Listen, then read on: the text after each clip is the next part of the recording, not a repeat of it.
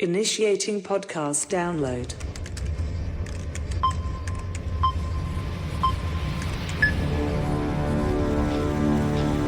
Prepare yourself.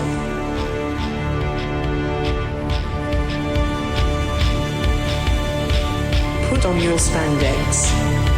Lace up your boots. Wrap your wrists. Hide your razor blade. Head to gorilla position.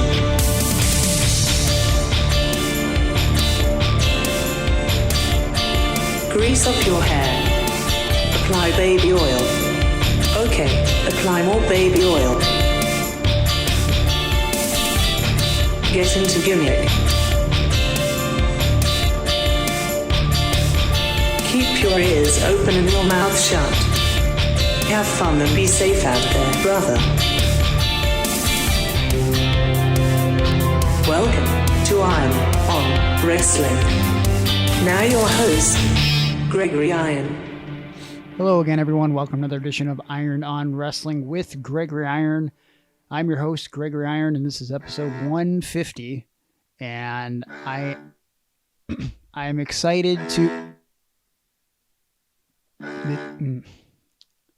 I'm just gonna target practice, main events night with tactics for shit neck up in the cobra clutch for fucking with these bastards. Ruthless masters, actions can get drastic. From last hole in the mic till the time you get your ass kicked. Knock off your current last hit.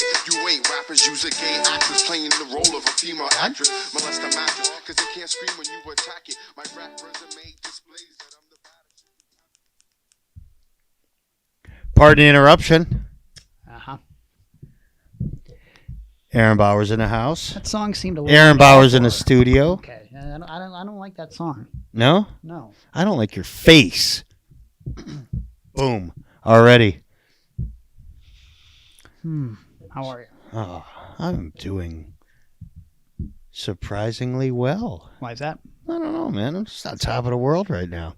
You know what happens, though? This always happens to me. That's how my life is. I come into money, I get happy, I get things caught up in life, and then there's the inevitable crash. Sure. So, but I'll take this for right now. It's a very pessimistic attitude to have on a regular basis, though. Your face is pessimistic. Ooh, that was rough. I almost didn't get that out. I was like, I can't turn into Greg. Yep. That's Saying my wrong bit. shit. Uh-huh. Just saying incorrect words. Oh, that's a bit. I remember the one time I said, Greg is a bit. Cha. Okay.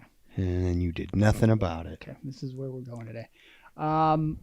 Going to be a fun episode. We have a lot of questions that will be answered A lot of questions. from our Patreon subscribers, first and foremost. But then My also phone was from- blowing up today. Well, I had to run to the store to get more minutes. That's very sad that you're living with that track phone still. But we're going to be answering questions from Twitter, Facebook, and Instagram as well. At Iron on Wrestling, these questions were submitted to, as well as my social media at Gregory Iron and Aaron at Fair to Air. And we're going to answer those questions today. But also, Aaron and I are going to go to a therapist. That's right. It's time. It's time that we get a lot of things off our chest, out of our system. It's maybe not a therapeutic session for the both of us, but for the both of us individually. So we'll see how that pans out. Unless you have some sort of secret hidden problem within me that you want to discuss. Well, you're gone every weekend. What do you want from me? I take care of the kids. I cook. I clean. Okay. I'm here. You're off on the road No, that's part of my with job. the guys Yep. and some girls. Hey, I've taken the last couple weeks off. I don't wrestle again until April 23rd. I like how you said it like it was like your decision. Oh, it was my decision. Okay. It was my decision. I could. Oh yeah, not getting booked is your decision. I am not Dennis Stamp over here. Okay. R.I.P. Dennis. I wanted to take. Oh my gosh, What? What? we gotta call Brady Earl. Why? Wouldn't you love to say hello to Dennis Stamp and him to talk to you?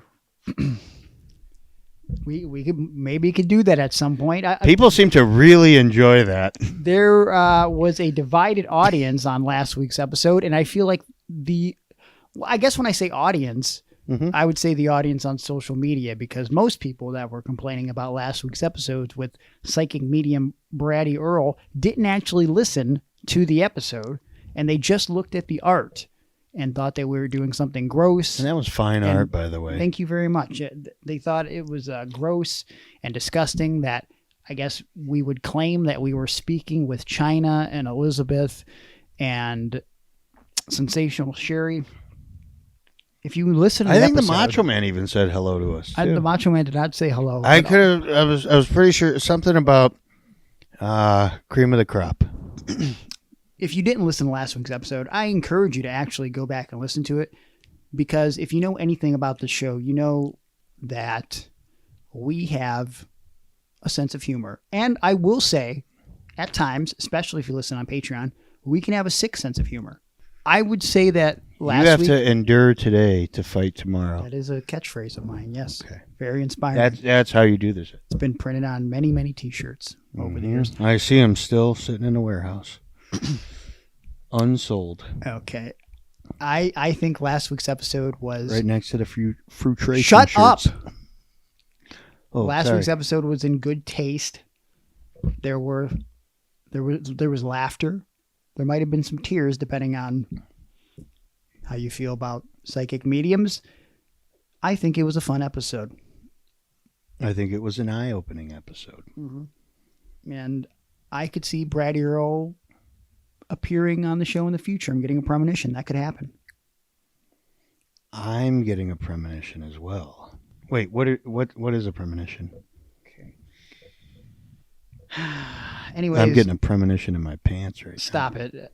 April 23rd, I will be wrestling one of two shows that I've decided to do. Actually, the second show I wasn't even going to do because of my vacation plans, which I'll get back to in a second. But April 23rd, I'm going to be at Heroes and Legends Wrestling, Heroes and Legend 16, April 23rd, 2022. It's part of a fan fest and, of course, the Heroes and Legends Wrestling show itself, where I will be teaming up with Zach Allen for the first time in, probably about a year. So that's the thing that's going to be happening. But also on the show, listen to this list of names, Aaron. You got Alicia Toot. You got Kylie Ray. You got Deborah. Ernest the Cat Miller. Bob Orton, still a member of 440 officially, has not left the group. Haku. M-Dog 20 Matt Cross. Demolition, the Sandman, who still owes me $10. Val Venus. Hacksaw Jim Duggan. Chris Masters. Bob Backlund. Santino Marella. So many more. It's going to be a great time. I'm excited. The Kiss Demon's there too. What? Yeah. Ooh. Mark Gingerack. This is a good show. Well, I can't wait till it happens. Who are you wrestling? Me and Zach will be in some tag team action against Bushwhackers. I actually have to, well, you wish, but I gotta look at the card. Actually, I'll get back to you by the end of the show and let you know who we're wrestling. I think it's been announced already, but I'm gonna try to record some stuff while I'm there. Maybe a little compilation, a little bit from each hero and or legend. I'm going to talk to promoter Jason Maples about that and see what we can make happen. I think that could be a fun little episode. Just imagine on one episode, you could be listening to Santino Marella, but also Bob Backlund talking about eating marijuana, but also Val Venus smoking marijuana, but also the Warlord talking about a full Nelson contest with British Bulldog. I mean, it could be out of control. I mean, I don't want to hype this up too much just in case it doesn't pan out, but I'm pretty positive I can get a few people on one episode in a couple weeks here. Well, we did it last week. I didn't expect that to happen, but we got some people that I could have never expected to be on the show. Not actually on the show. You know what I mean. Through Braddy Earl. It was like Ghost. It was just like Ghost. Very much so. And you know what I mean? He was Whoopi Goldberg, right? Yeah. And then like China and Miss Elizabeth and Sensational Sherry, they were Patrick Swayze entering Braddy Earl's body. Oh, my love, my darling. Okay. I hunger Please stop. for We are going to answer some questions your touch. here in a little bit here. Before we do that, I wanted to mention something to you because I felt like you would get as excited as I am for my upcoming vacation. Not only have me and Nicole got not one set, but 2 sets of matching shirts for both Disney and Universal. Aaron, you're going to jump out of your seat here. Yeah. They have announced officially the return of character meet and greets at Walt Disney World now that the pandemic is wrapping up. So that means in person, I could potentially, with Nicole, meet, I don't know, Mickey Mouse, Aladdin, Cinderella. I mean, I can interact with these people. Launchpad from DuckTales. I am very excited. Aaron, how are you feeling right now? Are you pumped up? You know, like it's just like, you think it might be just like a dude in a costume, a dude making like $8.25 an hour. What? Yeah. Somebody it's a summer job. You know, he's off. He's like between a senior and a freshman in college. And then he puts on a Scooby-Doo mask and outfit or whatever. Scooby-Doo is not a Disney character, so he won't be there. Oh, The Little Mermaid. yeah. You're gonna get a picture with that? I could. And why does this excite you? You got a thing for mermaids? I have a thing for Furries. I got it. Oh, you and Nicole get down like that. the mermaid. Isn't That's a furry. where Jess gets it. What? Huh? What are you talking about? I was talking about you were. Congratulations on going to Disney. Hey, how are we going to do this podcast?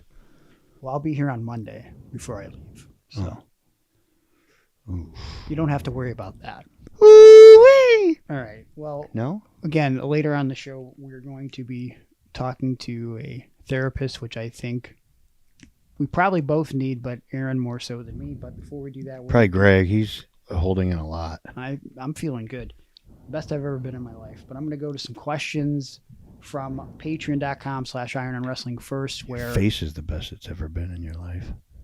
you can support for just $1, but you don't get any extras, but you can support the show for $1. But starting at $3, you get a buttload of bonus content, including all of the audio episodes that we have in the bonus archive section of the Patreon.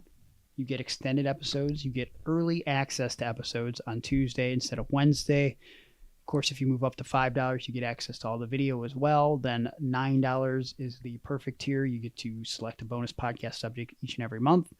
And you get involved in the Zoom calls that we have once a month on Patreon, where basically we talk about whatever for at least an hour, but sometimes it goes for 2. There have been times where we went for almost 3 hours because we have so much time. What? What do you... Oh, I was mouthing you something to respond to something that I'm going to say. Okay. So, Oh, okay. yeah. Is that how you do things here? I was going to write it down, but I left the pen in the other room, so gotcha. I was mouthing it to you, but you kind of ruined it. We have such a great time over on Zoom. So if you want to do that on Patreon, $9 tier is the way to go. And of course, I've been promising that I'm going to mail these out this week, and I will. If you want to get in on the action, you got to do it right here, right now. $25 Animal Steel tier will get you something in the mail from the podcast. And we are sending out something this month, which will include a special autograph from someone that we had on the show in the last 3 months. That's right. Among a couple other items. Why are you laughing right now? It's a horrible way to sell it. What? Someone that was here within the last 3 months. I'm just saying. I'm like, it's still a surprise. Who the hell was a guest in the last 3 months? I don't remember. Look in the archives, people. All right, I'm giving you a hint. Last 3 months of the show, you're going to get a special 8x10 autograph from this individual, among some other special Iron on Wrestling items. $25 and up tier. Check it out. $29, you get to record with us via Zoom once a month, sometimes individually, sometimes in a group session. $69, you get to have a meal with us once a month. Of course, it's on you. We'll meet up with you, talk about whatever you want. And then, of course, the $99 tier, or it's $100 tier actually, you get to be in studio for the podcast, which we do have 3 people that do that here on the show. And actually, one of those people, Lindsay, never even comes into the studio. So is she still around? She's still around. Yes, here all the time. What's she doing these days? Don't act like you don't talk to Lindsay all the time, okay? I think you two talk more than her and I do. I think I talk with her more than I talk with you. Okay. And then patreon.com/Iron Wrestling. Not only do we talk, sometimes, not often, but sometimes, we meow. Okay. And remember, any tier that you sign up for, we will follow you. Any on tier? social Well, media. what's the cheapest tier? $1. I'm sorry. How much is it? $1 singular dollar. Okay. I know what you're trying to make me say, and I'm not going to say it. Okay. Because it's the stupidest. It's probably the dumbest bit on the show that annoys me most. And it's not funny at all. And yet somehow, I don't want to disparage the good people that listen to the show, but some of these individuals that listen to the podcast have a lower IQ than I would have expected, and they actually mimic this thing that you say. So I'm going to keep saying $1 because that's how much the starting. Arr, it is me, Mr. Krabs. Why? What? Greggy, me boy. Okay. Yeah. I don't know. That's all I got right now. That's That's it? what I'm working on. Okay. That's a new one. Not a bad Mr. Krabs. Oh, yeah? No, Was it not good? bad, not Okay. bad. Okay, thank you. But You knew who it was. I like that. let's just go to the questions, okay? First question on Patreon, whatever. Steve Varnes, he asked, I've always wondered about ring sizes. Do you prefer a smaller or larger ring? And why is there not a standard Oh, wait. ring size? I got it. Okay. One that doesn't fall off my finger. I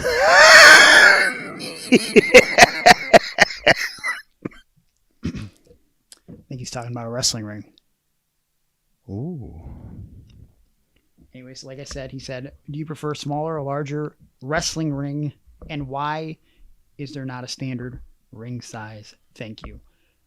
Aaron, do you have any knowledge on this? On what? The rings? Ring size, Yeah. why there isn't a standard ring size? Mostly because WWE's is way bigger. Theirs is 20 by 20, I believe. That's correct. And most of the other ones, I mean, I've been in a ring as small as 12 by 12, but there's also 16 by 16. And that's a standard, I think. It's not like an official standard, but, you know, when Rod and I built our ring, we built 20 by 20 because we wanted to be WWE. Sure. And Why we wouldn't we? were sure that we were headed there. So we wanted to get our practice. I got to make sure I can, you know, hit the ropes on a 20 by 20. I don't want to be getting blown up. Right. You got those extra steps in the ring. So I guess, so let's see. To answer the first question, which is a little bit easier to ask, do you prefer a smaller or larger ring? For me, I'm used to 16-foot rings. Again, there's less steps in there. That's the ring I trained in. It was not only a 16 by 16 ring, but a very dilapidated 16 by 16 ring. I mean, it was so bad that you couldn't even bump in the center. How bad was it? Okay, I was just saying, you idiot, you actual moron.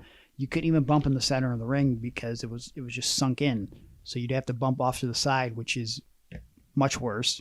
If anybody who's ever been in the ring knows, it gets worse as you bump towards the side of the ring. What's on the side of the ring? Is that where wood meets steel? Yes. That's the hardest part of the ring, The right? hardest part of the ring. Huh, okay. I don't know why people don't talk about that ever. I think they've mentioned it a time or two. And I mean, I think I adapt easily to an 18-foot ring. 18 feet is kind of common. 20 on the indies is the most uncommon ring. I've only been in those a handful of times. That's because I wouldn't book you. One time I wrestled in a 6-sided ring. This was actually a year ago, and those things are the fucking worst. Props to anybody in TNA who did that on a regular basis, because they suck. What about the time you wrestled in a 0-sided ring? Didn't you wrestle when? Oh no, you didn't wrestle on that show. Oh, you're talking about that show that happened in like Marion, Ohio, with Nikolai Volkov and Bobby Fulton in the main event, which the photo surfaced online. I was asked to be booked on it because it was originally billed as a Macho Man tribute show. This was years ago. And I wrote the guy back and I said, do the Poffos have anything to do with this show?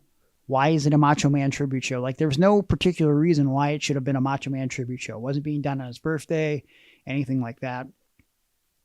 And he said, Poffos have no involvement. And then he offered me $20. And I said, no, that is very insulting. You didn't even ask me my rate. I'm not coming in for $20. And like, why would I come in for $20? I mean, that's just a stupid thing to do. Oh, I would have come in for $20. What? Yeah. That would be a high rate for you to come in for $20. Yeah, I don't have $20.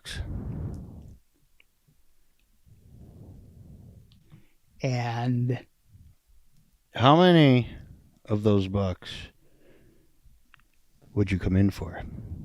I'm not divulging my price on the show, but it's not $20. Oh, okay. It's not $5. It's not $10. It's not $20. So, did somebody say the Young Bucks? Is that what you wanted to do? There we go. Is that what you wanted? Anyways, this show was feels better now. This show was. It was in me. It was a terrible show. The photos that surfaced online, the famous photo that I shared years ago, was Nikolai Volkov and Bobby Fulton wrestling on a amateur wrestling mat in front of a group of people. It was very embarrassing. But there were pictures and video online for a bit where they were actually conducting tag matches on this amateur wrestling mat, which how do you even do that? But anyways, to answer the question, I prefer, I guess, 16 because that's what I'm used to.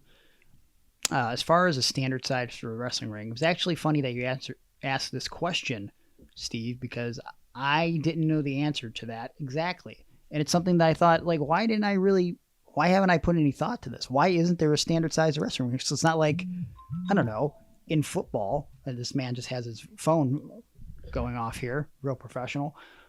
It's not like in football, this could be a guest. People do anything outside of, I don't know, 100 yards, right? 100 yards is a standard. Obviously, if you're pro, it's 100 yards in football, correct? Yes. In baseball, I don't know, like there's a standard fucking 4 bases and like I mean, as a baseball guy, I should know this, but like, isn't there a set amount of distance between home plate and first base? Yes. What is it? 90 feet. Okay, 90 feet. Yeah, see, I knew that. And then from first to second, it's 90 feet. 90 feet. And then from second to third, it's 85 feet. No, 90. Oh, is it? 90. Still 90. Yeah. Okay. And then from third to home is also 90. Gotcha. However, each field has a different distance for the outfield and what the fence is. Okay. So I went to the internet and I found a post on Reddit from a guy who claims to have expertise working on dozens of ring crews for both WWF and WCW. And here's what he has to say about the standard size of wrestling rings. Back in the territory days, often but not always, arenas all had their own rings that were approved by the state's athletic commission.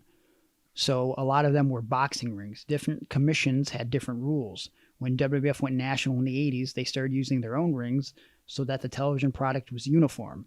This is where the standardized 20 by 20 foot ring came into play, with the top rope at about 48 to 50 inches high.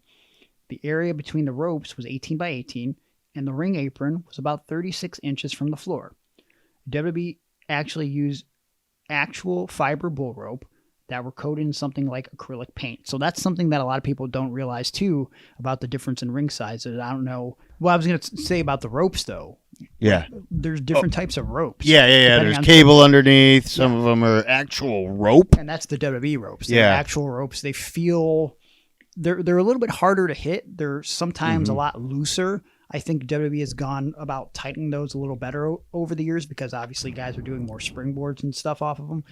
but I'm used to more of the cable ropes on Yeah. the indies. I think most guys are. So there's always different ropes. But to go back to this post from this gentleman who claimed to be on ring crews over the years for WCW and WWE, WCW grew out of JCP and everything I've ever seen. Crockett always took their own ring and had a ring crew. Their ring was 18 by 18, so 16 by 16 between the ropes. The top rope on a WCW ring was significantly lower than most other rings I've ever seen, which is true because I've wrestled in old WCW rings, probably 40 inches high. The apron was still about 36 inches. WCW rings had cable ropes that were covered in a flexible foam type material and then wrapped in tape, which is, again is usually the standard in indie rings. When you get to the indies, it all varies from promoter to promoter. The acceptable standard is 16 by 16 with a 14 by 14 area between the ropes, and most have the top rope somewhere between 45 to 50 inches high. Apron height is where you see a lot of variation, which is also very true. Sometimes I could just hop up on the apron. Other times I'm like, I'm apron, yes. I'm 5'4", so I'm like Yep. pushing myself up like, what the fuck? Why is this so high off the ground? It's crazy. See, that's why I always did a run to the ring, and then the deal where I slide under the bottom rope, because I'll always know where I'm at there. But if you're running to the ring and then you go to, flat foot jump up or something, you don't make it, you look like an asshole. Apron height is where you see a lot of variation because some promoters with a shorter ring so they can run venues with a lower ceiling. Those shorter rings, this isn't in the post, we usually call them pony rings. They're rings that are basically on the ground. If you go back and watch old Chikara footage, you will see them using a pony ring quite often. Those are also often used as training rings more often than not. To go back to the post, I worked in rings with an apron as low as 1 foot. I knew multiple promoters that had 2 feet high rings. In general, there was no real differences in the ring because of height, but a shorter ring with non-cable ropes sometimes ended up with looser ropes since there was less leverage. I know people that had training rings that were 14 by 14 with only a 12 by 12 area between the ropes and that were about a foot tall. The mat of most rings is as follows, and this is going to really be peeling back the curtain here. 2 by 12 wooden boards are laid down flat perpendicular across the frame of the ring.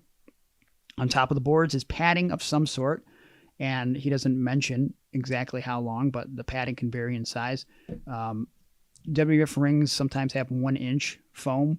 WCW rings have a standard amateur wrestling mat. It really all depends on where you're working. To go back to this post though, a flat canvas mat is put down on top of those pads. On the indies, sometimes the padding will be a mismatch of old amateur mats, carpet padding, AstroTurf, and even old rugs. This is all very true.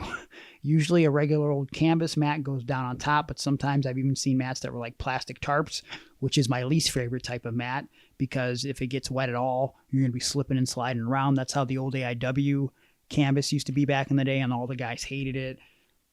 Even sometimes you get a high-quality vinyl material like you'd see on a booth in a restaurant.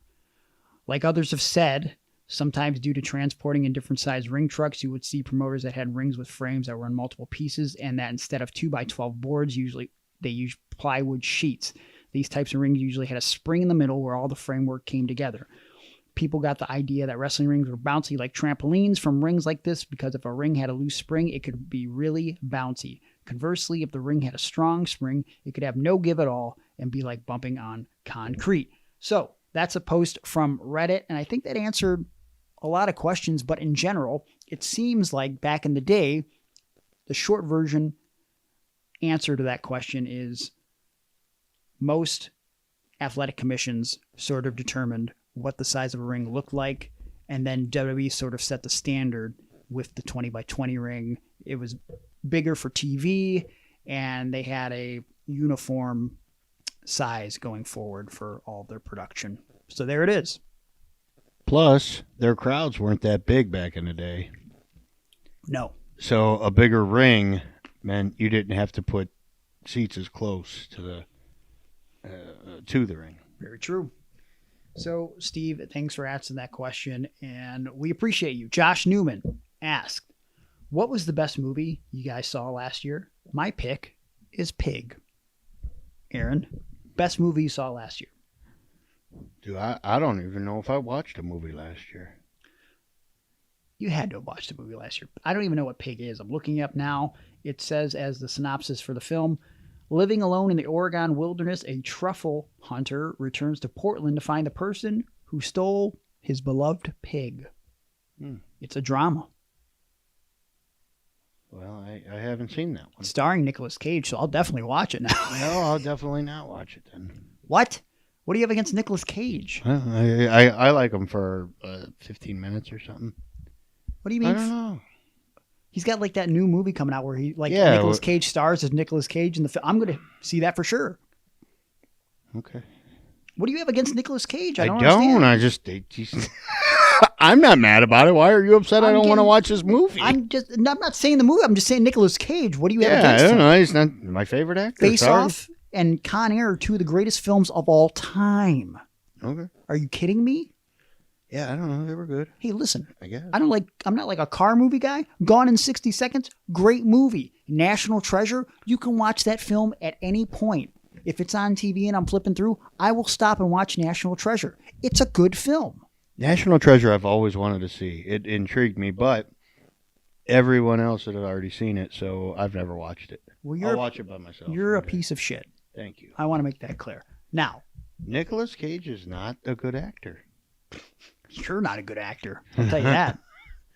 I mean, I don't know, dude. I like Nicolas Gage better than I like Nicolas Cage. Me and Nicolas Gage have heat, but I don't know if this means like best movie of 2021 that you saw or just a movie in 2021 in general. Anything that comes to mind. Anymore, all I do is just I watch sports. If sports is on, I'm watching sports, live sports. Because the best stories always come in there in the live sporting events.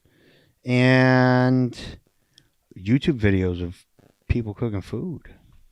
Boring. Yeah. I don't live a crazy life like you where I can just sit back and watch a movie. Whoa, dude. I don't... You said I was boring. You're doing the same thing. I'm watching a cooking show. You're watching a movie about somebody cooking. Honestly, I'm not watching a lot of movies, but... Yeah, what movie did you see? I'm going to try to keep thinking on this. I mean, the easy answer for me would be Ghostbusters Afterlife because I'm a huge Ghostbusters fan. So I didn't see that one either. I was pumped for that for a couple years because they delayed it because of the pandemic, and I thought it delivered very well in the theater. Outside of that movie last year, oh boy, I don't know. I mean, I didn't watch it last year. I just watched it recently because I'm trying to catch up with the Marvel universe. Oh, yeah. I watched the first Thor movie a couple weeks ago. Yes, I'm that far behind. And I really enjoyed it. It's a very simplistic story, but I thought it was very fun. I thought it was better than the first Captain America. Everybody seems to like Captain America. I think he's boring as fuck. Thor was awesome, though. And I hear Thor Ragnarok is an amazing my favorite movie of all the... And I'm looking forward to getting to that eventually. But, yeah, I also saw the movie X recently. Again, this wasn't last year. It was this year. It's a horror movie. It's about a group of people that go into they rent out a house from an old couple for a weekend to film a porn, and some horrific stuff starts to ensue. I think it's got some dark humor to it. I think since it's set up sort of in a realistic situation, it feels like it could really happen. I thought it was thoroughly entertaining. So those are some recent movies that I saw that I really enjoyed. You know what? I did see that John Cena movie, that new John Cena movie. Which one? I don't remember the name of it, but he's in it. Amy Schumer. That is not is her name, and LeBron James is in it. Did you just see it though? You just saw it. Whenever it sometime came out. I believe that's Trainwrecked. Yeah, that's it. And that came out in like 2015. It was that long ago. That's all right. Hang on. We did see Creed together. Creed 2. Right before the pandemic in 2019. I saw. This is sad. Let's move on to something that you know more about, and you could probably answer better than I can. I saw that movie with Batista. And he had a little girl in it, like he was adopting her or something. And they were spies. No idea what that is. What? We watched it was probably over a year ago now, but that Coffee and Kareem was a good movie. Yeah, that was good. That was good. What was that, all right? exclusive to Netflix or something? I have no idea on any of that I just stuff. know it was hilarious. Yeah, that was a good one. Very controversial. A lot of yeah. the jokes you could not. I don't know how they got away with. Oh, what about Borat 2? Oh yeah, the new whatever. Borat. Yeah, Was that last year? Yeah, I'm pretty sure. Okay. Yep, I'll go with that one. I laughed. that was great. Next. Kristen, aka Cutie Straw. Never heard of her. You know her. She asked over on Patreon what ingredients make the perfect sandwich. Oh, that's easy for me. Go ahead. Bread, Okay. cheese, and a shiny Pokemon. You like to eat Pokemon on your sandwiches. Delicious. What's your favorite Pokemon to put on a sandwich? If I had to pick one, I'm going to go ahead and say Wurmple. Sounds disgusting. Yeah. I'm going to be honest with you. Oh. They got a wrestler on there on Pokemon. Do they? Yeah, he's got a championship belt and everything. I think his name's like Machamp. Oh, yeah. That is a Pokemon, actually. Yeah. Yeah. There was, when Pokemon... Oh, did Pokemon have a movie? I watched that. Several. Yeah, But yeah. The original Pokemon movie came out like no, Ryan Reynolds 1999. was in it. Oh, you're talking about Detective Pikachu. Yeah. You saw that. Yeah, I did. Please tell me you watched it with your children. No, I like Pokemon. See, that's sad. I went to the theater by myself. If it was Disney, it would Security kept coming by like, what are you doing under your Yeah. coat? Yeah. Okay, Pee Wee Herman. What a timely reference that is, right? We like to keep up with the times here on the podcast. Did you say the Young Bucks? No, I didn't. Oh, okay. You dumbass So bastard. much. What is your perfect sandwich, though? If you had to go to an exact sandwich. The perfect sandwich, the best sandwich I've ever had in my life was the regular Philly cheesesteak from Tony Luke's. Okay. And it just had the whiz on it because I was in line. I said, hey, give me what everybody eats here. What's the Philly way? Okay. It was just steak and cheese in it. So that was pretty perfect, but I love sandwiches. Same. Cheeseburgers, Mm-hmm. that's a sandwich if you Sure. a grilled cheese sandwich. Mhm. Ham, I like fried bologna. I like Italian meats. I like pulled pork on a sandwich. I like a peanut butter and jelly sandwich. I dunk them in milk. I take the chunky peanut butter, but I can't have too much of it because I've got a peanut allergy. It's unfortunate. Yeah. I- Meatball, hoagie. Yes, very good. I don't know if I have a perfect sandwich, but the ones that I leaned towards back when I could just eat whatever, I did like a good Italian BMT back at the Subway. You know, that's got all the good meats on there, particularly the salami. Subway. Yeah, eat fresh. A perfect sandwich is from Subway? Could be. No, it couldn't. I worked there. What? What? Never. Why? My good friend Tagarudo once told me while I was eating a meatball hoagie from Subway, he said, how is it? And I said, man, this is delicious. And he said, no. He said, we're eating at Subway. Nothing here is delicious.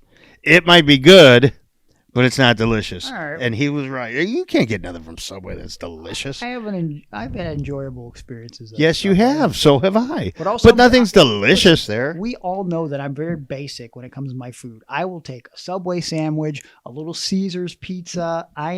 What was that one you posted today? That I did not post that. That's you making stuff up and tweeting at Luigi Primo, you liar. Wow, you guys have heat again. No, we don't, because you're starting problems with him. Why would you get pineapple on a pizza? First of all, I would eat pineapple on a pizza, I know, and I told him you would. but that wasn't a pizza that I got. I don't know. What Yeah, you're I mean, it talking wasn't from the day that I tweeted it, but... about. That wasn't. I don't remember that at all. I don't know where that came from. Oh, that was Hardcore Holly's pizza. Okay, that's a completely different human being. Anyways, What if I put a pound of salami in your mouth and took a picture? Could we send it to your dad? I'm not doing that right now. Oh, but you're open to it. One You day. said right now. Maybe a cheat day. Okay. But yeah, what's your perfect sandwich, Cutie Straw? Let us know. What are you? Well, okay, I see. You made it disgusting, man. God damn it, dude. Tequila.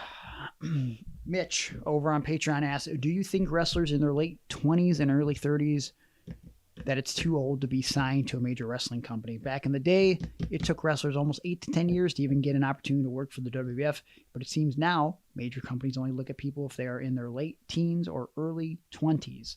Well, Mitch, I think it depends on, I think you're referring mainly to WWE. I think it depends on their mood that month. They change. It seems like it. They change how they feel. I mean, I remember when Brody Lee was trying to get signed, that at that time, you know, if you were over 30, they weren't even going to look at you. And that was one of the things we were talking about in the Fame discussion I've talked about on the show before that we had at Dragon Gate. One of a few discussions that me and Brody had, but this one went for about, an hour or something. And at the time, they weren't really looking at guys over the age of 30. And so Brody was really questioning everything he was doing, and he was on the verge of having his first baby and wondering what he's going to do with his life. And of course, a couple months later, he ended up getting signed because WWE changed their mind. And as we know over the years, recently, they had a thing for signing a bunch of indie talent. Now all of a sudden they're signing, superb athletes from all walks of life that aren't professional wrestling. It seems as though right now the edict is if you're over 28, they don't want to hire you. They've been signing a lot of younger individuals. I think, like, for example, Cora Jade, I want to say she's going to turn 21 or something, and she's been a prominent figure on NXT over the last year. So, yeah, they do have a particular age group that they're looking at now. In my opinion, though, I think most wrestlers hit their prime in their mid-30s, late 30s, early 40s, and you see their best work at that point. I mean, when you talk about guys like AJ Styles, Shawn Michaels, look at any number of guys on WWE or AEW that were WWE guys right now. I mean, you talk about Christian Cage, Dustin Runnels. This man is, I think in his 50s now, and he's doing some of his best work on a weekly basis. We're seeing that in a lot of sports, though, too. Tom Brady in the NFL and Aaron Rodgers, those guys are in their 40s. Yeah, well, you know what? And I think we've sort of touched on this in the past, too. It's very strange how age works as time goes on, because I just saw a post recently, and it was sort of mind-boggling to me because I didn't really think about it. But when Michael Hayes was managing the Hardy Boys, he was only 40 years old. And I remember when that was happening, I was like, why the fuck is Doc Hendricks, this old-ass man, managing the Hardy Boys out here like bumping around trying to wrestle? And now the Hardy Boys are sort of in the same role, or at least Matt Hardy was, with Private Party, and I think Matt is like 47. But I don't look at Matt as like an old 47-year-old man, but I looked at Michael Hayes at 40 as like old as fuck.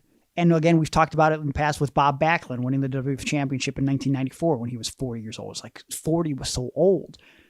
But I feel like with the way modern medicine is and the way we treat our bodies when it comes to health and the way we eat, I just feel like 40 doesn't look the same as it looked when we were, kids watching people in their 40s on TV. Am I right or wrong?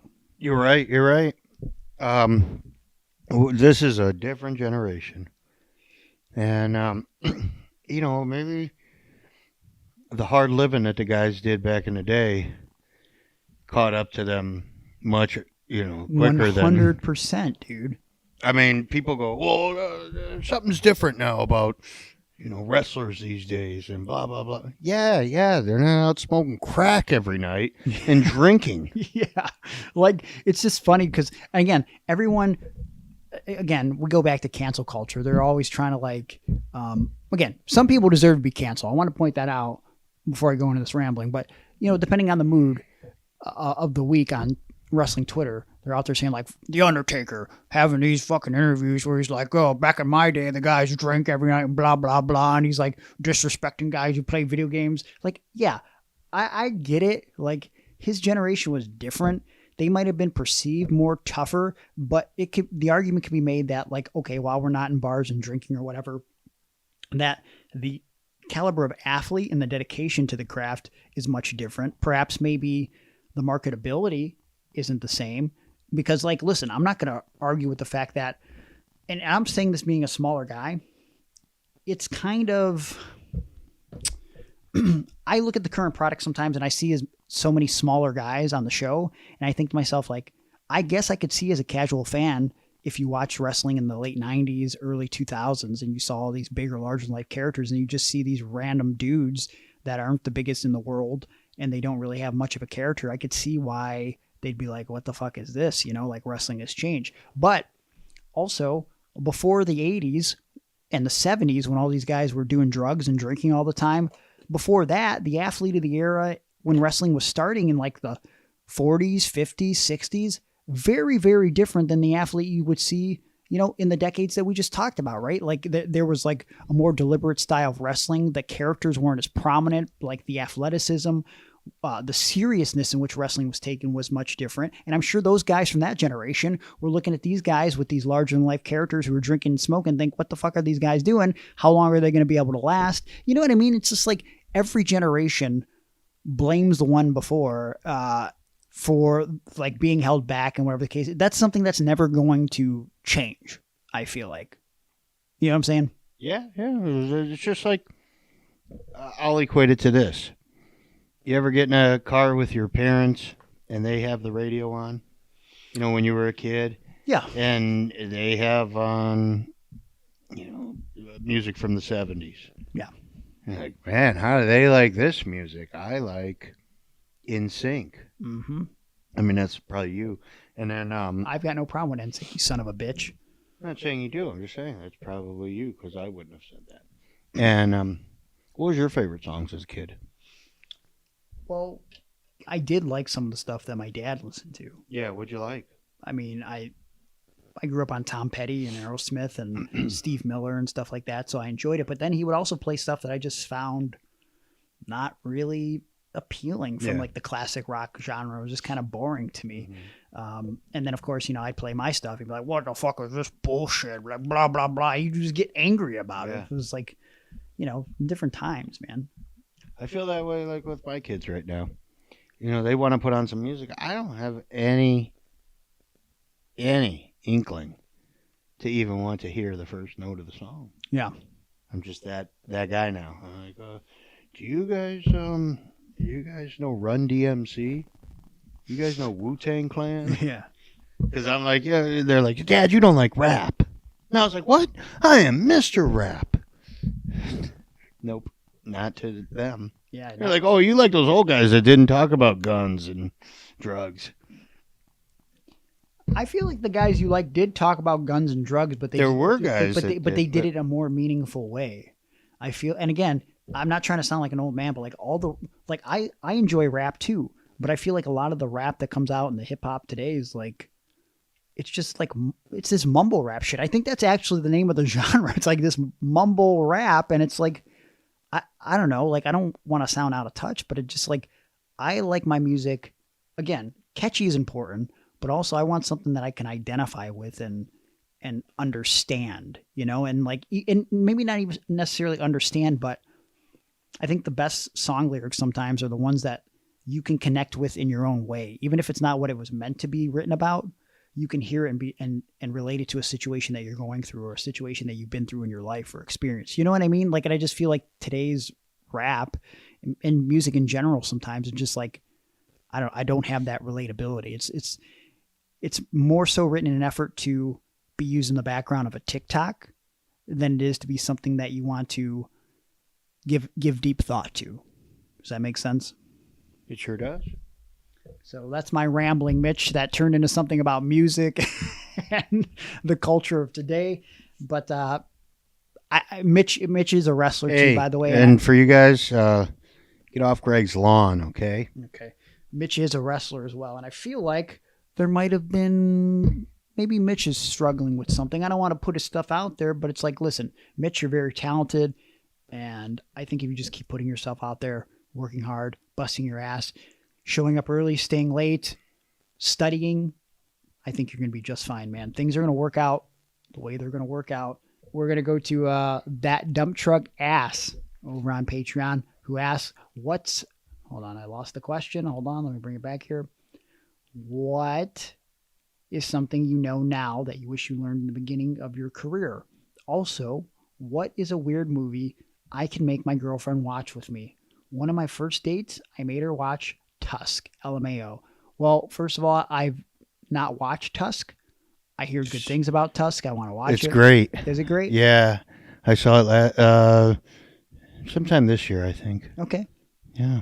I feel like it's right up my alley. Mm-hmm. So I will have to check that out sometime in the near Well, future. I watch a lot of movies, so if you need recommendations, I'll. You just couldn't even name a movie. Tusk. One of my favorites. First part of the question, what's something you know now that you wish you learned in the beginning of your career? Boy, that's a deep question. Aaron, do you have anything that comes to mind? I got it right at the tip of my tongue What do you already. got? All right, first of all, I want to preface this by saying I would never want to have known everything when I got into the business. I have enjoyed learning things and the process of learning things and developing my own style and developing my own ways in the locker room and how I pitch ideas and things like that. Because I had to make the mistakes due to ignorance, because I just didn't know any better for a while.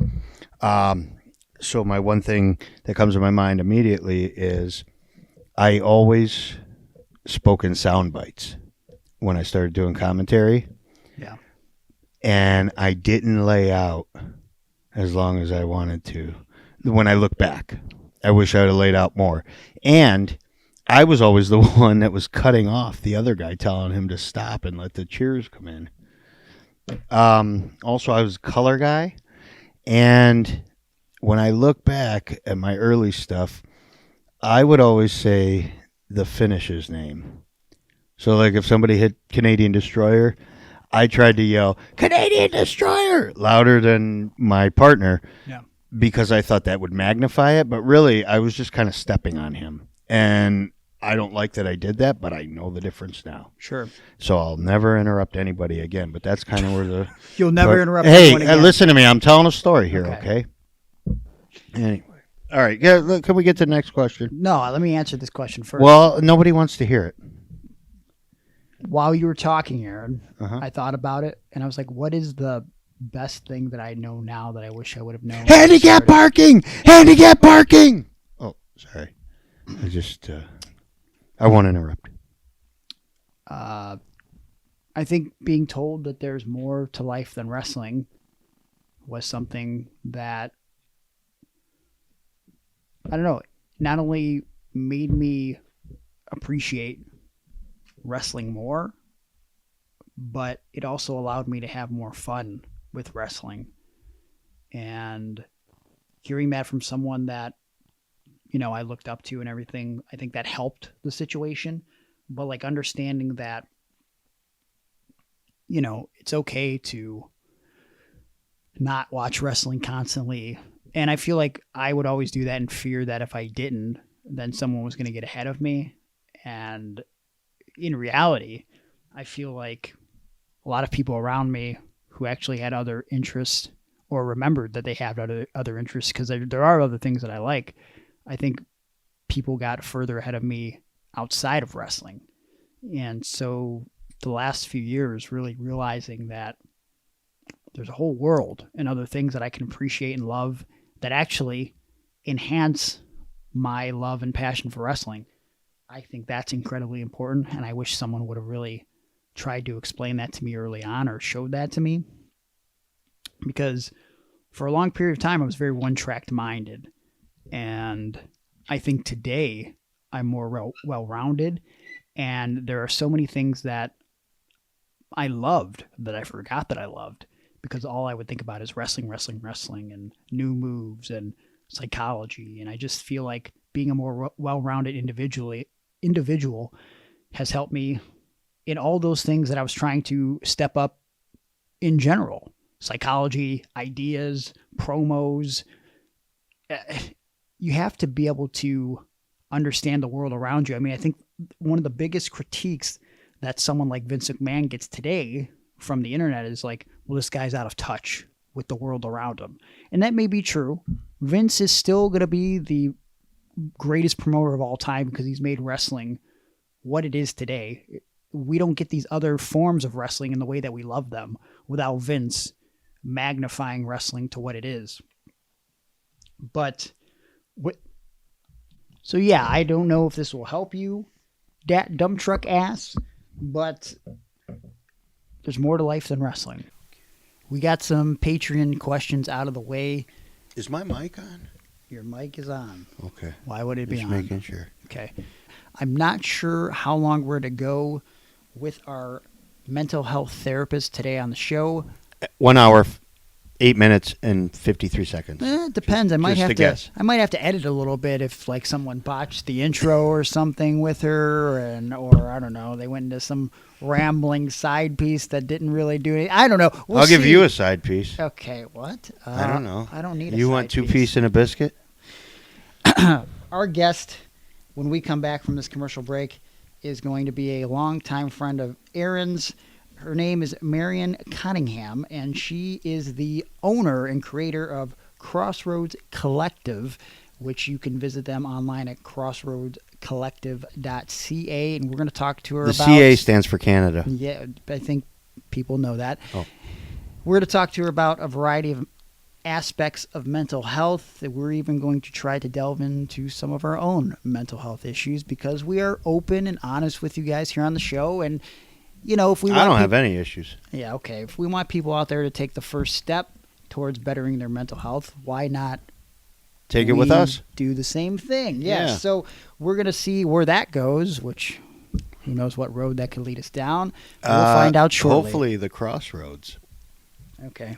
Boom, boom, boom, Collective. boom, boom, boom, boom, boom, boom, boom. Oh, no, not those Crossroads. No? No. East 99th. You don't Yeah. want to do that.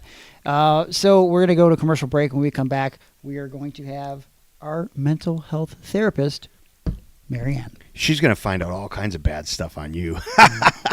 Oh, boy. Aaron, next week, it's time to pay up. It's tax season.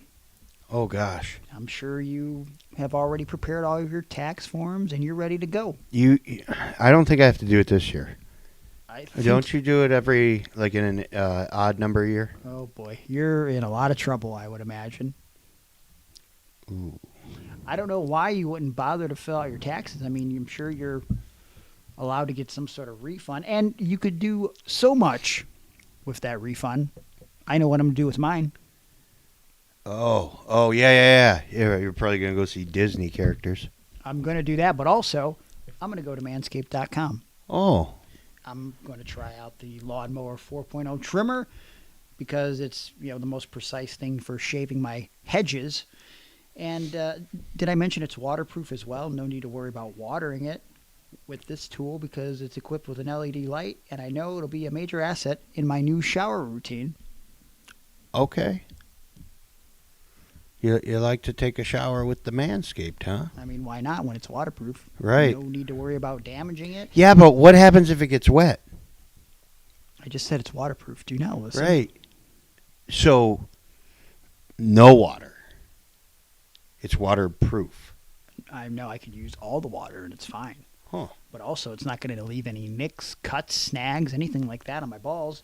And on top of that, if I get the Performance Package 4.0, I can get the Crop Preserver, which is the anti-chafing ball deodorant and moisturizer. They got the Crop Reviver for the spray-on toner for your balls. And, of course, that keeps your boys from sticking to your leg and leaves you smelling like fresh flowers in the springtime. I mean, it is that time of year. Yeah, I hate when my balls stick to my legs. It is disgusting. Yeah, my left one sticks to my left leg, like the inner thigh of it. Uh-huh. And then the other one sticks to my right knee because it hangs so low. That's disgusting. And for a lot of my life, I was ashamed of that I had one ball that hung lower than the others. But then I shaved my balls with Manscaped, and now my balls are beautiful, and I'm just accepting it. Well, I am who I am, and I am a strong, independent male with clean-shaven balls. And they smell good, too. They used to not. That's an important But now thing. they do. Well, because you use Manscaped. And, of course, you can finish off your grooming routine with the Plow 2.0, the perfect razor for the finest shave on your face. Because if you're using the Lawnmower 4.0 on your balls and your face, Aaron, you're doing it all wrong. Oops. Well, it works at both places, though. Just from a guy I know, he said that. I gotcha. So, hey, I wanted to tell you that I did use the brand new deodorant. How's that working out for you? Man, I could not believe how wonderful it was. Good. I mean, I'm telling you, all the ladies I work with, the divorce rate skyrocket. Yeah. Well, I've also been using a lip balm, and I've got to say, I'm getting a lot more making out action with the girlfriend. Say what? Yeah, she's all like, wait, are you wearing that Manscaped lip balm? I Yeah. want to make out with you. And I was like, what are you talking about? This is crazy. I didn't know this would change my life in such a important and significant way, all this making out I'm doing now. So I would suggest that, listen, Aaron, I know you're running from the tax man, Yeah. but I do not want you running from manscaped.com, because with our promo code PARDON, PARDON, you could save 20% and get free shipping. And of course, with that, if you get the lip balm, lots of making out. Oh, who am I going to make out with? You got somebody? Uh, Anybody in mind? I don't have anybody in mind. Do you have someone in mind? I have some lip balm right now. Okay. You want to Right shout here, right now. in front of all these people? Yeah. Do you want to shout someone out that you want to, first person you're going to make out with the lip balm from manscaped.com and the 20% off that you saved with promo code PARDON, who are you going to make out with? Pick someone at random. Someone that is significant and important to your life that would most likely make out with you if given the opportunity. I'd probably have to go with Jess Jess who? Barnes. Brawlin' Jess Barnes. Okay. Manscaped.com, promo code PARDON, PARDON. Great way to support the show. We'll thank you. And, of course, your balls will thank you. Hey, Greg. Yes. I have an important question for you. Okay, please ask. How hairy are your balls? Not hairy at all. Okay, well, guess what? I'm hooked up with a sponsor, and we can get them balls real clean. Is it Manscaped, the sponsor we just talked about? No, Okay. it's my good buddy, Juan of the Ortiz. What does that have to do with shaving balls? Well, look, I see it like this. You have two balls, right? Okay. And there's two clouds. And then there's one fishing pole. Okay. And if you want that design, Juan can make it happen. You think you can put that on the back of your trunks on your little wrestling bikini underwears? Hold on. Your thong panties? First of all, I don't think you were very specific there. Juan Ortiz does not shave balls. He is an No, he artist. draws them. He's an artist. Yes. He's a one-man merch design company who's created merch for some of the most prolific wrestlers in the industry, including those that have worked for WWE, AEW, Ring of Honor, Impact, New Japan Pro Wrestling. So many more. He's got competitive prices that helps you develop more merch. But even if you're not in the merch game, you can get some sort of artwork, drawing done by him. I mean, he could do anything. He could do it all. He can even draw hairy or hairless balls if you're some sort of weird freakazoid that is into that sort of thing. I want him to draw you shaving my balls, and No. then we'll put that on a T-shirt. We don't want to put that on a T-shirt. Why man. not? That is weird. Who wants to wear that in public? I'm pretty sure everyone. No, that ranks up there with like any WWE shirt that came out in the late 90s, early Yeah. 2000s, like cocked, locked, and ready to unload from Val Venus written in jizz. Yeah. Like that. This having me shave your balls on a T-shirt is the equivalent to that, and I don't think Juan would do that unless you paid him the right amount of money. And of course, if you mentioned Iron on Wrestling, Right. I get the discount. you get $10 off your first artwork purchase. But this is not something that I feel like someone should invest time and money into, because they're trying to make more money with this merch, and or they would like to create some sort of commissioned art that people would like to, I don't know, actually look at or hang in their house or give to a friend. And I just don't feel like that is the type of art that one would want to show off. Well, me personally, I would love to have a portrait of you shaving my balls right in my living room for everyone to see. Okay. Well, I'm sure your kids will appreciate that too. I put it right next to the Little League Baseball pictures of them. And then I'll put our picture that Juan's going to make me. And then I have that next to my Hito and me picture. Okay. Well, if you're out there and you're not some sort of sicko and you want artwork made by Juan Ortiz and Of the Dead Designs, you're going to want to contact Juan right now on Instagram at ofthedead209, on Facebook, facebook.com/ofthedeaddesigns, or go to his website, ofthedead.weebly.com, because Juan Ortiz and Of the Dead Designs is bringing your artwork to life. Pardon the interruption, but Greg, I've been meaning to get you into some therapy, and I need some therapy as well. And maybe we together could use a little couples therapy, but we have a friend of mine who is from Crossroads Collective, and this is Marianne Cottingham. We have known each other for over 10 years. Wow. And she is a licensed counselor. And, again, Greg and I both have our own issues, and we just, like a lot of our listeners, like that we have talked about that, but some of them have told me they're afraid to go and seek out professional help. Is that something that's kind of common or frequent in your line of business? Yeah, I would say that's really common, and it's especially common among men in general. So men that listen to wrestling podcasts. I would say so. Well, I have a question for you. First and foremost, I've known Aaron for, 16 years now? Mhm. That's crazy.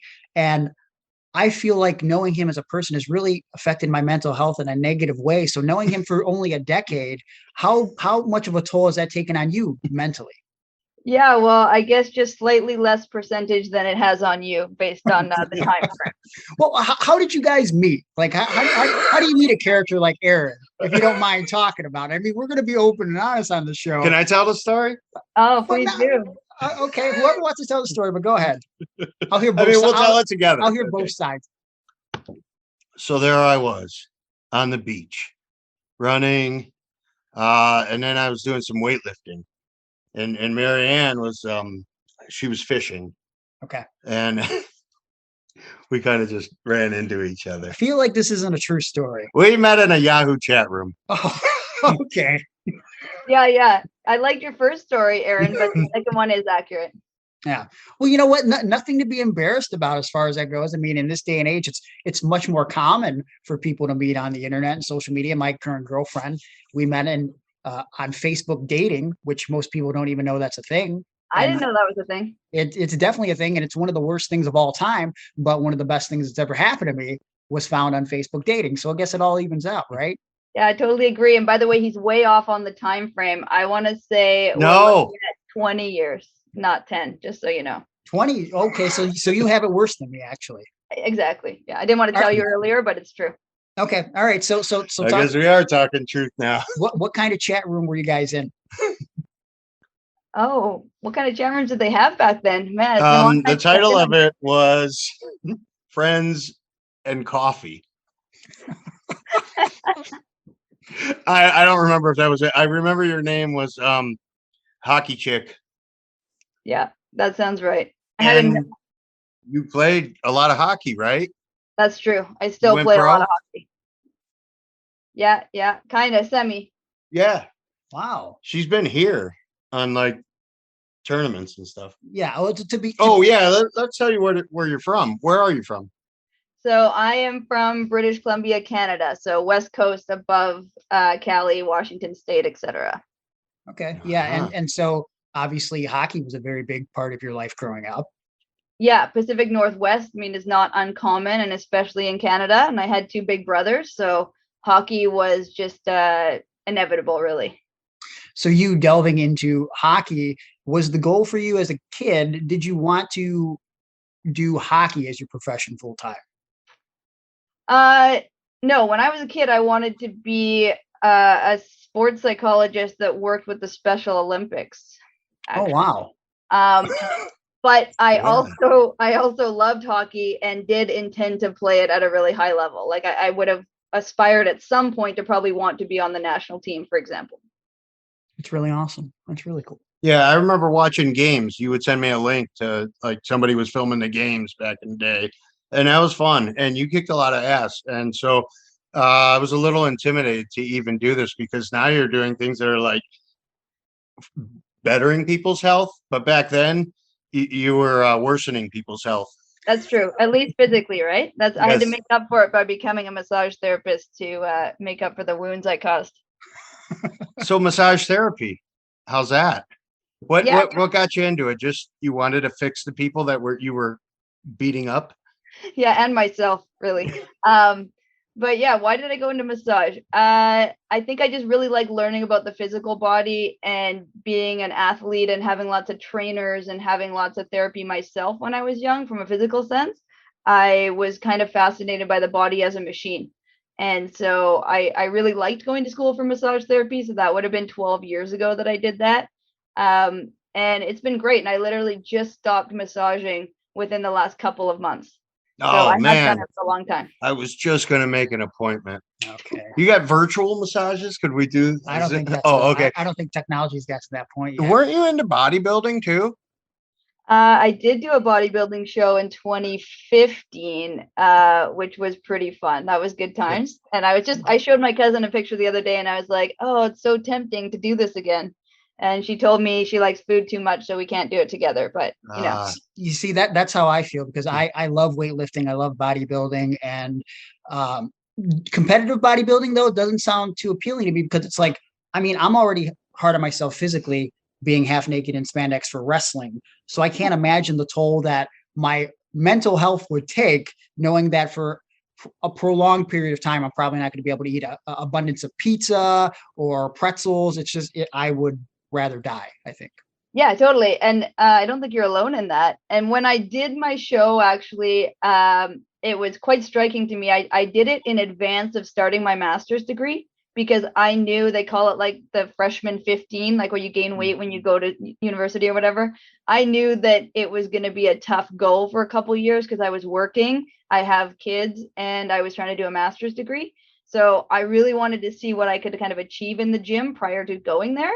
But man, the exposure I got to the amount of mental health issues and problems with perfectionism and eating disorders and sort of type A personalities in just doing that one show was tremendous to me. I think I could make a living just working with that population.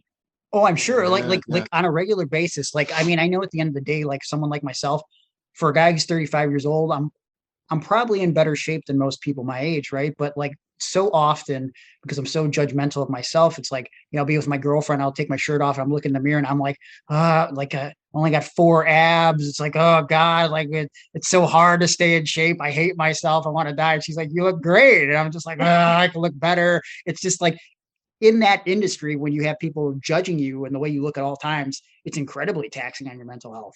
Super taxing. And I think also one of my clients was saying to me today that she was struggling with her anxiety and mental health because of exposure to social media. She brought up Instagram and TikTok, neither of which I have, maybe for this reason, but also because I'm just really busy and don't have time to be scrolling. But she just said, like, she goes, oh, I go on TikTok because I love the recipes, but then I'll be scrolling and I'll see a skinny girl. And then I start this inner critic and this negative self-talk and whatever, and it just spirals for her. It's really not healthy. Well, I've been seeing it for a long time because, I've dabbled in motivational speaking in schools with kids, and obviously a lot of them get bullied. When I was growing up, social media wasn't a thing. Same with Aaron, same with you, obviously. And now it's like, at least back in our day, we could go home and sort of the bullying stopped for a little bit. But on social media, it's just relentless. You can't escape it. And I imagine in your profession, you have to deal with things like that, stories like that all the time. Yeah, it's really intrusive and quite devastating, really, because it's not like you just have to avoid the bully by the way that you go home at the end of the day, you know, like avoid this area or don't walk by those people or whatever. Now it's constant. They can get at you anywhere, any place. Yeah, really, really. We had a really high profile case, actually, where a 13-year-old here in my city took a video of I don't know if you know the Amanda Todd case, but she showed like flashcards, like she'd written on them, and then she proceeded to kill herself, like die by suicide after. And it was because of an online bully in Europe, actually, that had gotten nude pictures of her and then like kept spreading them around to people at her school, even though it was an adult male in another country. So it's become a really big thing where we are because of that case. And it's quite devastating everywhere that it happens. Yeah. I mean, we're going to talk about so much today, I feel like. I wanted to ask a question about cancel culture. Well, yeah, we can definitely ask about that. But like Okay. talking about social media, like, what do you say to someone who is so fixated about social media and the things people say? Especially because, like, I mean, obviously kids getting bullied, but also, again, people being in the public eye, like Aaron and I, we have to go on social media all the time for our jobs. And maybe me more so than Aaron sometimes, because I'm still an active wrestler.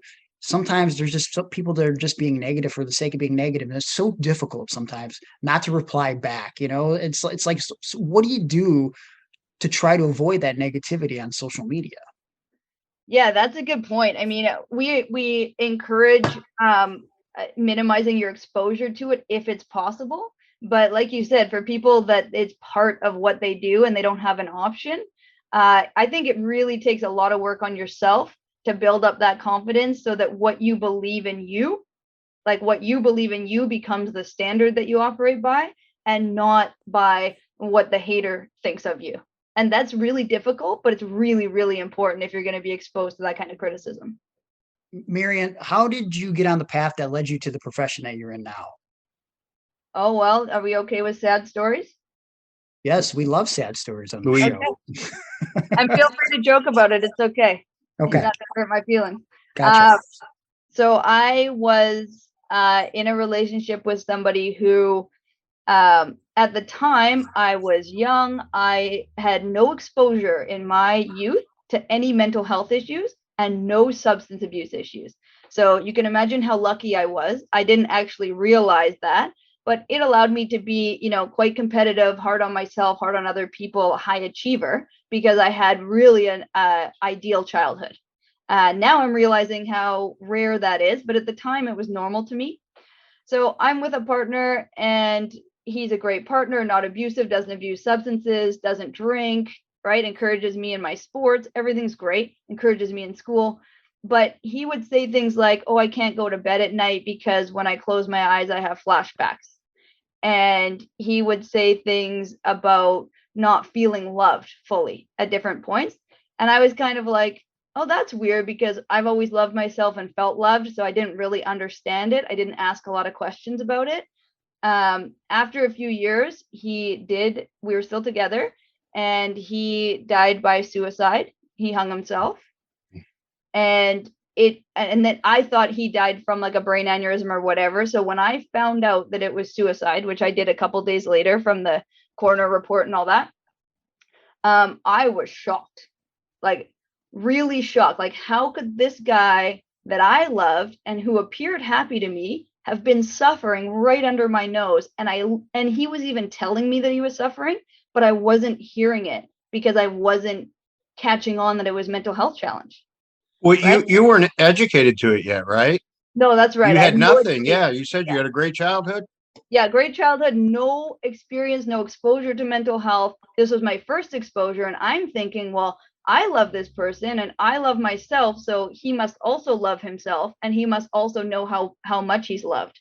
And now I'm finding out, like, wow, we're several years later now. We're probably 17 or 18 years later at this point. Now I'm understanding from an academic perspective and from my experiences with clients that really that's not it's a reality for so many people that they're suffering.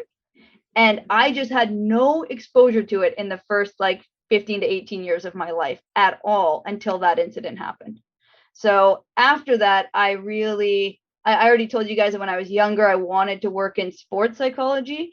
But after that happened, I really wanted to help people because I started to realize how many more people were suffering than I ever thought were suffering, if that makes sense. Yeah, it makes perfect sense. I think we've learned a lot more about mental health over the last decade and a half, because when we were growing up, I know from my personal experience, my dad would always just want me to shake it off and act tougher. It's no big deal. And it's like, I don't know, like mental health is more serious than I think the last generation really took it, and it really takes a toll on you when you keep all this bottled up inside. So like me personally, and I think I can speak for Aaron too, we've dealt with a lot of stuff mentally that when we step outside of ourselves and we share these stories with other people, you kind of wonder after you hear it back, like, geez, how did we even survive those situations? And I think now we sort of cope with those things by laughing and joking. And I think we quite often put on a happy face and we share our stories, not only to help people, but, in some ways entertain and inform. And it's just like, we realize now, having more prominent people in the public eye that have shared mental health experiences or that we've witnessed commit suicide, like, Robin Williams and Chester from Lincoln Park. It's like, you could put on this facade that everything's okay. And maybe you never even share those experiences, what you're going through inside. And then, one day they're just gone. Tragedy strikes. It's like, when you need that help, like, what are the signs that you look for as a mental health therapist to understand that someone's really going through some trauma that maybe they can't express properly? Yeah, that's a really good question. And the reason why I think it's good is because I worked at one point for the crisis line. So that's like a 24/7 phone line where people call in, and we actually have a chat line as well. And they can call in and at any time of day, and we're trained to take that call, whether it's like a suicide in progress or they're thinking about it or talking about depression, whatever. So in that, we were trained to sort of look for like what we call lethality, which is who's at the highest risk. So we know now that there's statistics on who's at the highest risk. And sometimes people think the highest risk are the ones that talk about it or quote unquote threaten suicide.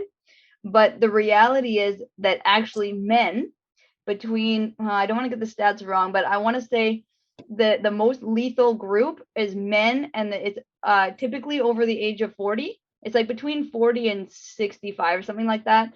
And the ones who don't talk about it, right? The ones who aren't calling the crisis lines, the ones who aren't coming to counseling. So actually the reality is we often don't get access to the ones that are at the highest risk. And it would be probably their family members and friends that are going to see the signs, if there are any signs, because there aren't some of the time. Sure. You made up a good point. Like, most people that I feel like talk about suicide sometimes, and this isn't all the cases, but sometimes there's a lot of people that are just seeking attention more so than help. Do you find that help happens often, or am I wrong in thinking that?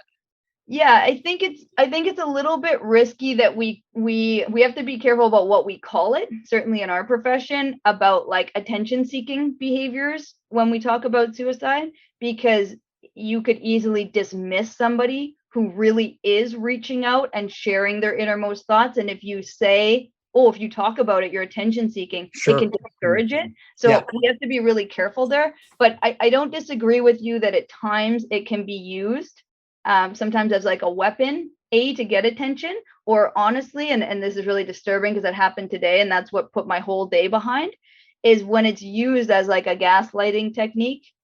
Like, if you leave me, I will kill myself. Mhm. That kind of stuff, to stay in a bad situation. So it can be abused. I will say that. But really, I would rather people talk about it and get accused of being attention seeking than not talk about it and have a stigma around it. In your time as a counselor, is there one situation that you find was more challenging than any other that sticks out? Do you mean in my work with clients? Yeah. Yeah, honestly, I think one of the most difficult things to work with is actually one of the things we see the most. Two things really: depression and anxiety. So they're the number one and two things that people go to. Anxiety is the number one reason for admission to emergency rooms, because people think they're dying, right? Their heart is fluttering. They believe like panic attacks are the real thing for them. And then depression, when you lose motivation and you just don't have anything in the tank, it's incredibly difficult from a counseling perspective to try to help resource that person with like, be strength focused, or like just do a little bit, or like I honestly say to people in my counseling room, sometimes you got to fake it till you make it. And that's because getting up and getting out of bed and moving around is going to release different endorphins and make you feel like you accomplished something, which is actually going to combat your depression. But you're so depressed, you don't want to move. So it's just this really, really vicious cycle that frankly, I prefer to work with anger management and fighting couples and these things, because there's more energy in that. Whereas with depression and you can just have no energy and there's just nothing to pull from. When I had COVID last year, I started getting very, very depressed, which I think is pretty common. One thing that I had to do was to just go to my car every day and drive around the block several times. So I at least felt like I was doing something, because then when I'd return home, then that would lead me to, okay, now I can walk into the kitchen and wash the dishes. Exactly. Okay, I could only wash half the dishes, but at least I did something. So now I feel a little bit better about myself. Now I go take a nap. Yeah, but it took discipline for you to force yourself to go out to the car, even when you weren't able to really go anywhere per se, other than around the block. But that was just breaking up the monotony of doing that same thing all the time.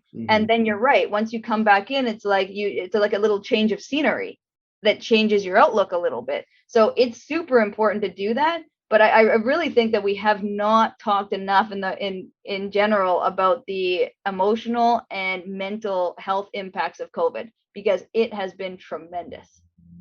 So bad. So bad. I went into a tailspin. Yeah, I don't mean COVID in general, by the way, like the pandemic. We've talked a lot about people's mental health in the pandemic. I'm talking about actually contracting COVID, having it, and what that does to people's mental and emotional health. It can absolutely wreck people. And you're not really warned about it. You're warned about a cough and shortness of breath and everything else. I had dreams of my mother being back alive, and me and her having to hide out in some house because some people were breaking in and trying to kill us. And so like that was like almost nightly that I would have kind of that dream or that type of dream. And really mess with me every morning. Then that's how I started my day, was waking up from a terrible dream. And I started reading into it, and I saw that COVID triggers these nightmares. Yep. Yeah. And we, like, for example, at my organization, we have like 70 people that work here. And we actually lost a counselor, not like she's alive, but she just said like the effects of COVID have been so significant on my mental health that I can't show up and help other people. So I'm going to have to give up my clients for now and bow out. And she has, and we have not had her back at this point. We hope to have her back in the future because she's really valued member of our team. But yeah, she just had to back off, and we just had to say, like, we totally understand. If there's anything we can do, let us know. It's a real thing. You bring up a good point. You shared your experience losing someone to suicide and how traumatic that was for you.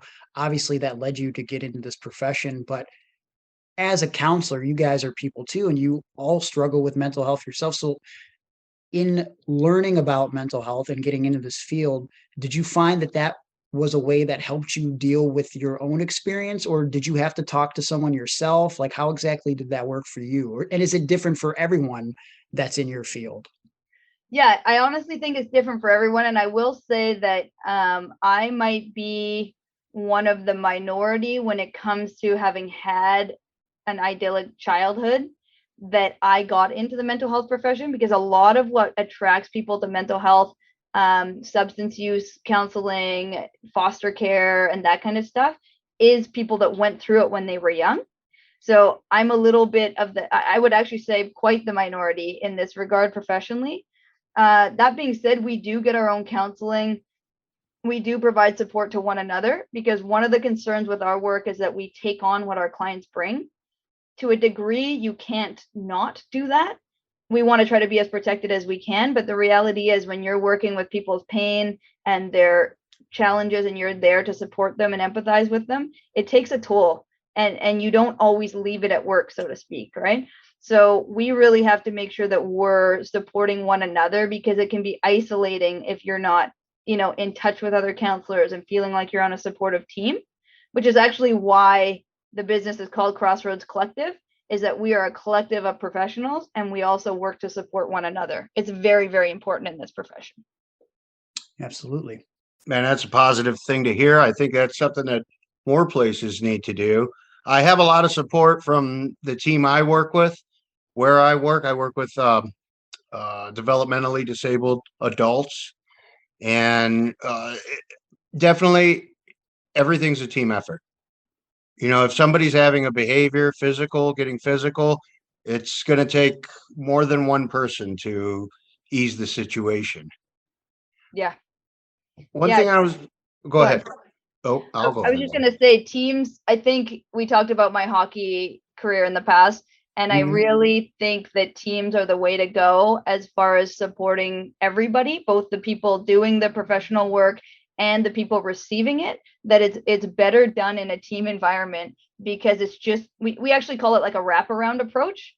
And the way I envision it is like the professionals kind of surrounding or coming around the person that's getting the care. And I think with the population you work with, the population I work with, the team is really the way to go. But my hockey background really, I think, led me to want to take that approach instead of just being solo and doing what I could on my own. You talk about the team effort atmosphere that helped you learn so much about your current profession from hockey. I often think that being in professional wrestling, it helped me grow as a person and understand things about other people, but deeper things about myself. Are there specific things in hockey that you could correlate that help you in this profession currently? Yeah, I would say so. I think that hockey is like, you can be so outstanding and do your very best, but if the people, you're only kind of as strong as your weakest link, so to speak. So that could be how you're playing at the time. It could be any inner conflict on the team that kind of breaks things apart. So you could be doing excellent physically, but the morale is down, and that impacts things. So I think, having played hockey, I haven't really done any other team sports at a high competitive level. So I can only really comment on my experience there, but I really think it's humbling to know that when you're on a team, the more you can pull everyone together and the tighter you are, the more effective you're going to be. Whereas if you're really spread out in like physical skill or even mental health, if someone's suffering and they're not doing well and they're hard on themselves and they're going to play bad, that's going to affect everybody, right? Or the goalie gets in their own head. So just having this idea that it's not just, you can be great on your own, and it's never going to be enough unless you get everyone together to be good together. And that's what we're really focused on in running this company with such a high number of people on the team, basically. So I would imagine, because this is something I often think about too, when I've talked to kids in schools and everything, I talk about how fortunate I am to have a positive social circle in my life. Like, I've never been to therapy, not that I don't think I need therapy, which is kind of why we're talking to you today. Like, I'm interested in what you'd think about the things that are going through my mind and Aaron's mind, but the importance of a positive social circle in one's life. How key is that when it comes to mental health? It's tremendously important. So for example, I had a client today, and we were talking about how to, you guys know what personality disorders are? Yes. Yeah. So this particular client was raised with a parent who had borderline personality disorder. And we were talking about what kinds of things that this client is likely to face in her life just as a result of having a parent with a personality disorder. You're kind of exposed to different challenges right off the bat. And one of the things in the, like, how to combat it or how she can do better in her life, we're looking at this list on the website. and it was about your social network and the importance of building a healthy and robust social network. So and she goes, yeah, I got that. And I said, no, we're not going to stop there. Name them for me, please. So she named who they are. She tells me who's the biggest support. And I said, okay, awesome. Now tell me how much you talk to them. Right? I don't want to just have lip service where people go, oh yeah, my social support network, it's great. Oh really? And you haven't talked to your best friend in 2 months, and you haven't called dad in 6 months. Like, people are sometimes unrealistic when they don't have somebody else to bounce things off. And that's why therapists are not your friend. They are there to say the things that people in your life won't always say to you, and to be a neutral person that bounces things back when they don't know everything about you. So sometimes even those basic questions can be really valuable in the therapy experience. I feel like there's so much I want to talk about with you, but I know you have limited time. So I guess, Aaron, do you want to sort of delve into some stuff that maybe you want to talk a little deeper about? You were talking about the personality stuff and the personality disorders. I don't remember how much we got into this, but my mom was bipolar schizophrenic. And so growing up with somebody who thought maybe you were doing things that you weren't, it was, it still messes with my head today. I always feel like somebody's lying about me, because in my mind, my mom was lying to the police when they were at the house one time, and she was telling them I was putting knives under her bedroom door and things like that. Like, I don't doubt that she saw those things. That probably was a real thing that was happening, but it just wasn't true. So I'm always on the defensive about that. Yeah. Just hearing that makes me think, like, you could so easily undermine yourself, because if you are the person that is, let's just say everybody has their own reality. So your mom's reality was severely distorted by her mental health condition, which, by the way, you cannot change. I mean, if you have bipolar, you have bipolar. If you have schizophrenia, you have schizophrenia. These are, the way I describe it to people is like, if you could choose not to have it, you probably would, but you don't get a choice. So in that way, it's like a disability or a handicap. And sometimes we see this as a really negative thing. And when I'm working with people, like with the client today, I said, we're going to have to change your viewpoint on this, because that person was actually handicapped or disabled in a way that they couldn't control. And so all of their actions and the things they said to you and the way that they made you feel crazy, it's called crazy making, right? But it wasn't intentional necessarily, because it could have been their experience of you, right? Like, mom really may have believed that you were doing those things to the point that she's calling, law enforcement and telling them. And now you feel, if you're someone who's not mentally ill, especially that severely, you actually would naturally question yourself first. So you would be saying, like, did I do that? Have I ever moved a knife? Like, the natural reaction for someone who isn't mentally ill is to question themselves. Whereas the natural reaction for the person who believes that in their distorted thinking and reality is to accuse, and not even to think, oh, am I making this up? So it actually really, really messes with people literally for their whole lives.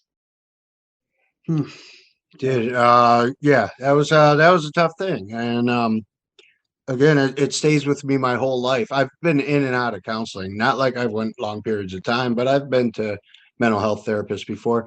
And actually, going back to the COVID thing, I kept trying to get into a mental health therapist for over a year, and I could not, because COVID, they weren't doing in person. Then they were doing Zoom, but they had so many people that the wait to talk to the doctor, the initial contact, was months at a time. And then I got 2 mental health therapists canceled on me when I finally did get them. So then I was just like, okay, I'm done. I'll just let myself die. And then somebody listened to the show and reached out to Greg and said, hey, I know Aaron's been having some mental health issues. I do acupuncture. See if he'd be interested in at least trying that. And that was probably the first step for me still being alive. Wow, that's pretty incredible. And it makes me so happy to hear that. Well, thank you to the person who reached out, first of all, because it's really important for us as professionals to step up at this point because so many people are suffering and they don't even know where to turn. So sometimes it is good for the professional to reach out and say, hey, I know you're suffering. Can I do anything for you? Even if it's a different type of healing. But it makes me so happy because the logo for my business is 4 different pillars, and the name of the business is the Crossroads. So the 4 pillars stands for physical, mental, emotional, and spiritual health. And the point of our business is to be in the center.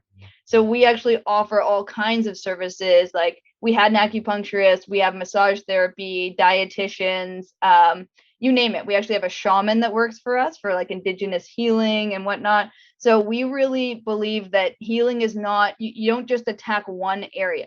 It's not like if you talk to a counselor that you're only working on your mental health, because your physical health can be impacted by your mental health. Spiritual issues that you run into or crises can impact your mental health, your physical health, your spiritual health. We're all connected. We cannot take these things apart. And that's why our business is about being at the center of that and treating everybody holistically. So acupuncture, I'm super glad to hear that it was helpful to you. And then after that, you can go on your journey to seek other kinds of services. Well, yeah. Then after that, I mean, I was still having my anxiety issues were so bad that I was throwing up all the time. I couldn't make it into work. I couldn't leave my bedroom. It was like I had COVID again. Yep. And finally, I was so sick and dehydrated, and I kept getting like Charlie horses and that I just drove straight to the hospital.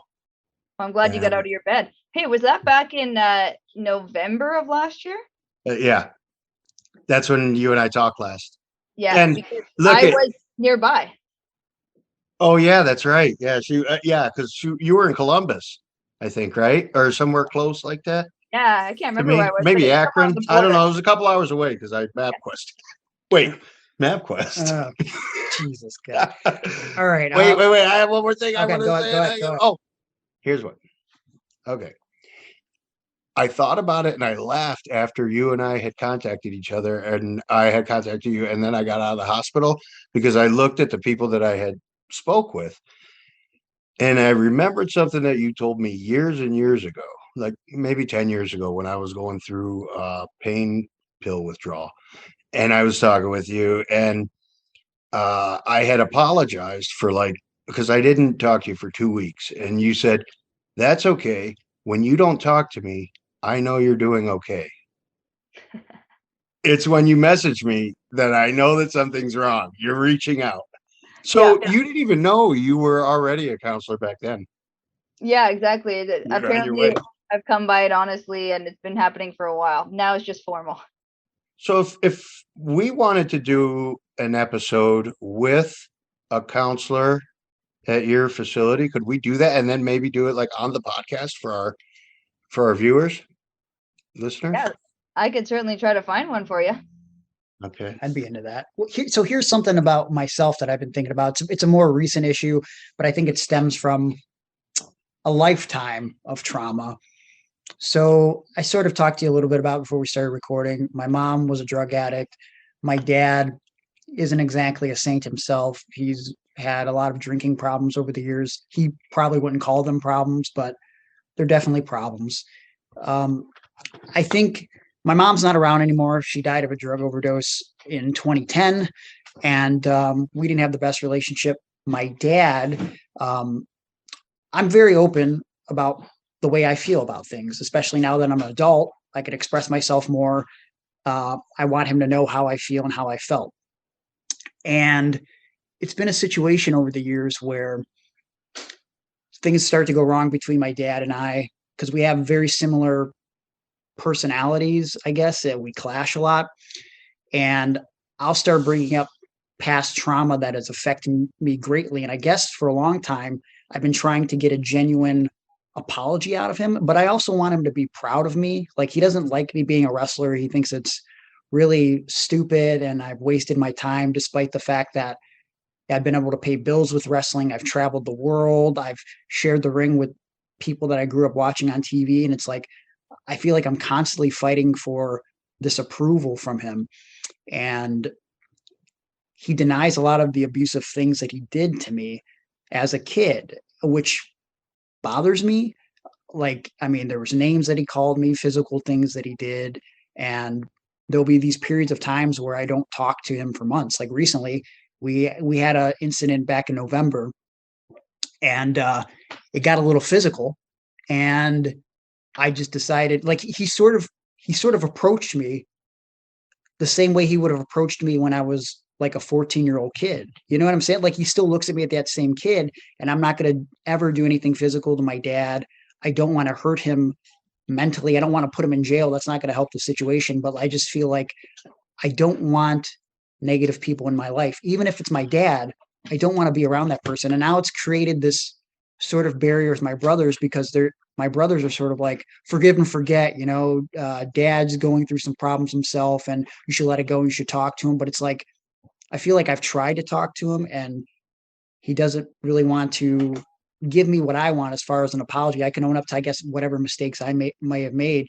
But I guess what I'm trying to say is, like, I don't know how to bridge this gap between my dad and I don't know if there's a way that I should approach it that would fix the situation. Like, there's a lot of trauma that he doesn't understand that I feel inside, and he thinks I should just let it go. But I think that's sort of just disregarding the way I feel. I don't know. What are your thoughts on that incoherent rambling?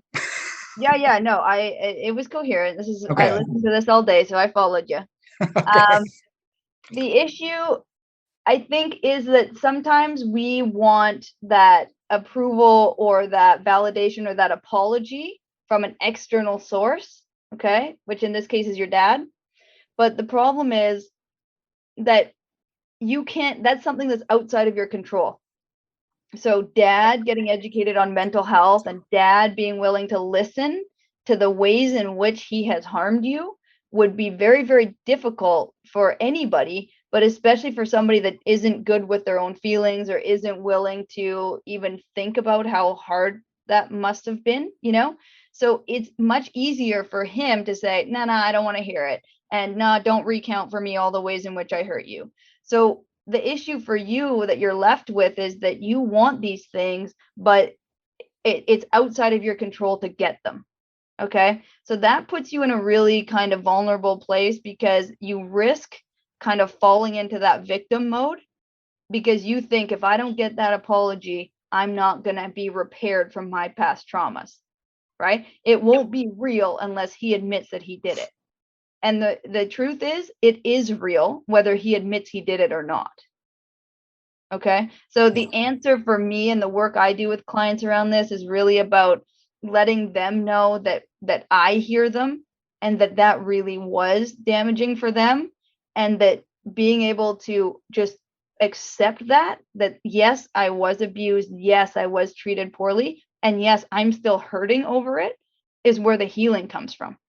When we stop resisting it, when we stop looking for something that we can't control, like somebody else's acknowledgement, that's where the healing starts. Yeah, I guess that makes sense. There's another thing that I was dealing with really recently.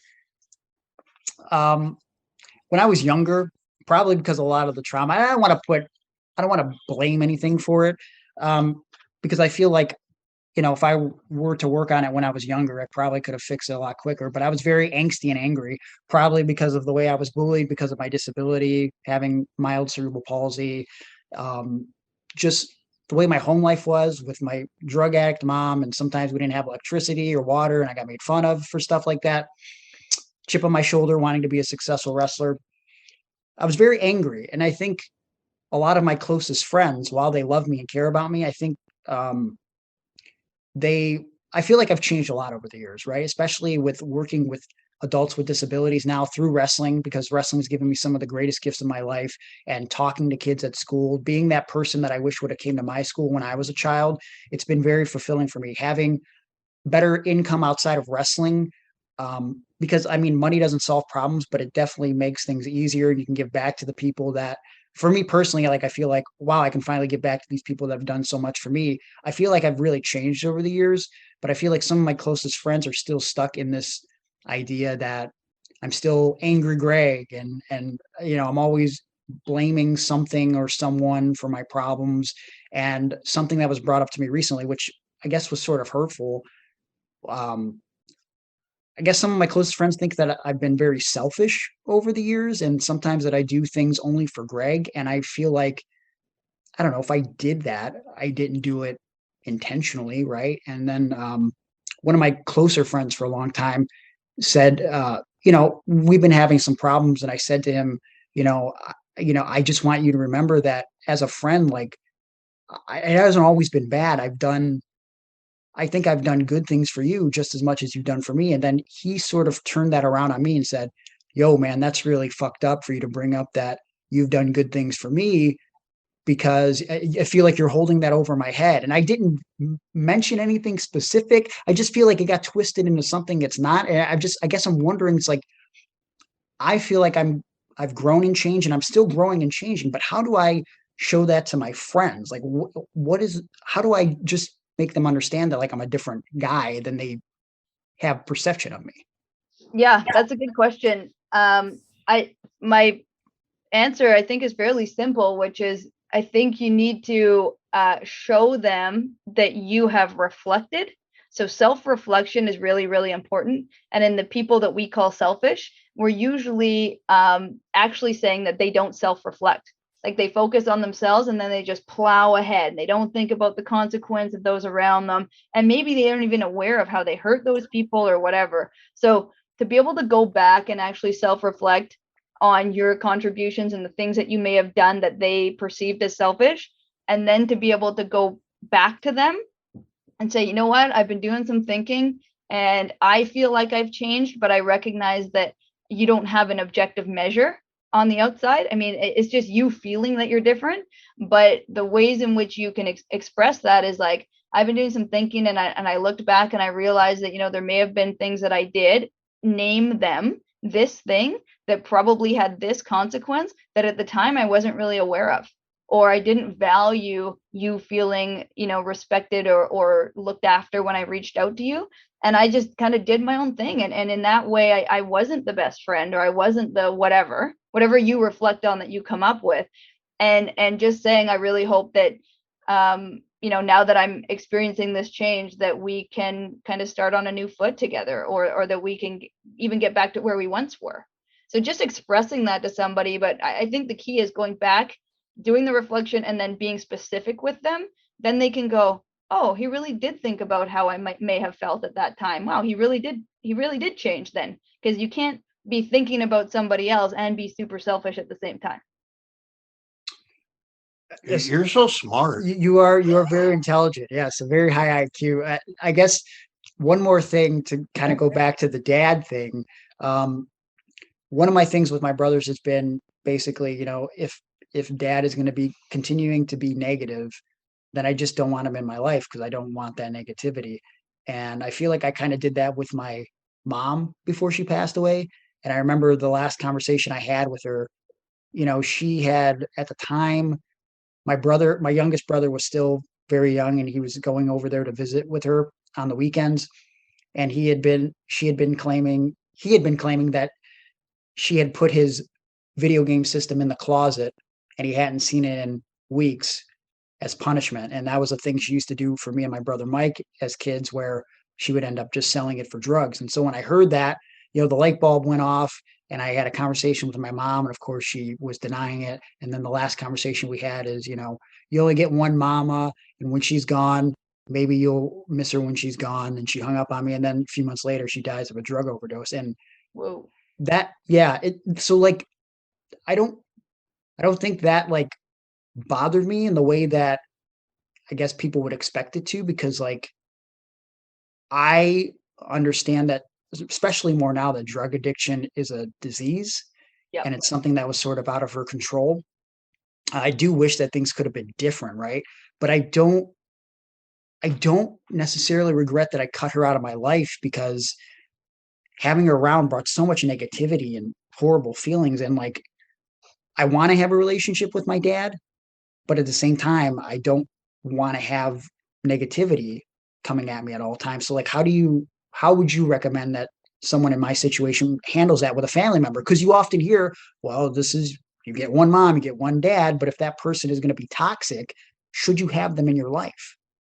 Yeah, it's a really good question. I think a really hard question, because you're absolutely right that you don't know when that last conversation is going to be.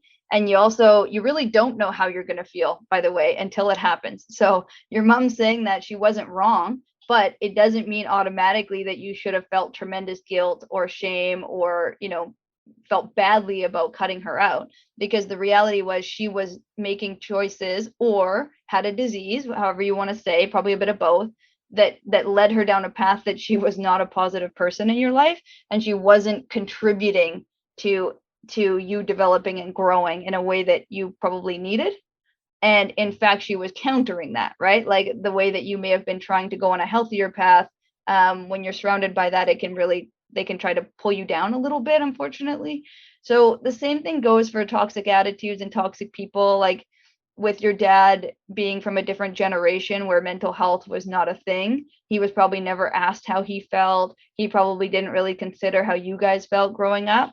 And it seems like there's this disconnect now where you sort of have some education about it and you've been exposed to mental health, and he hasn't. And so this is really an ongoing issue, honestly, in a lot of areas, including like racist beliefs and whatnot with this generation before us.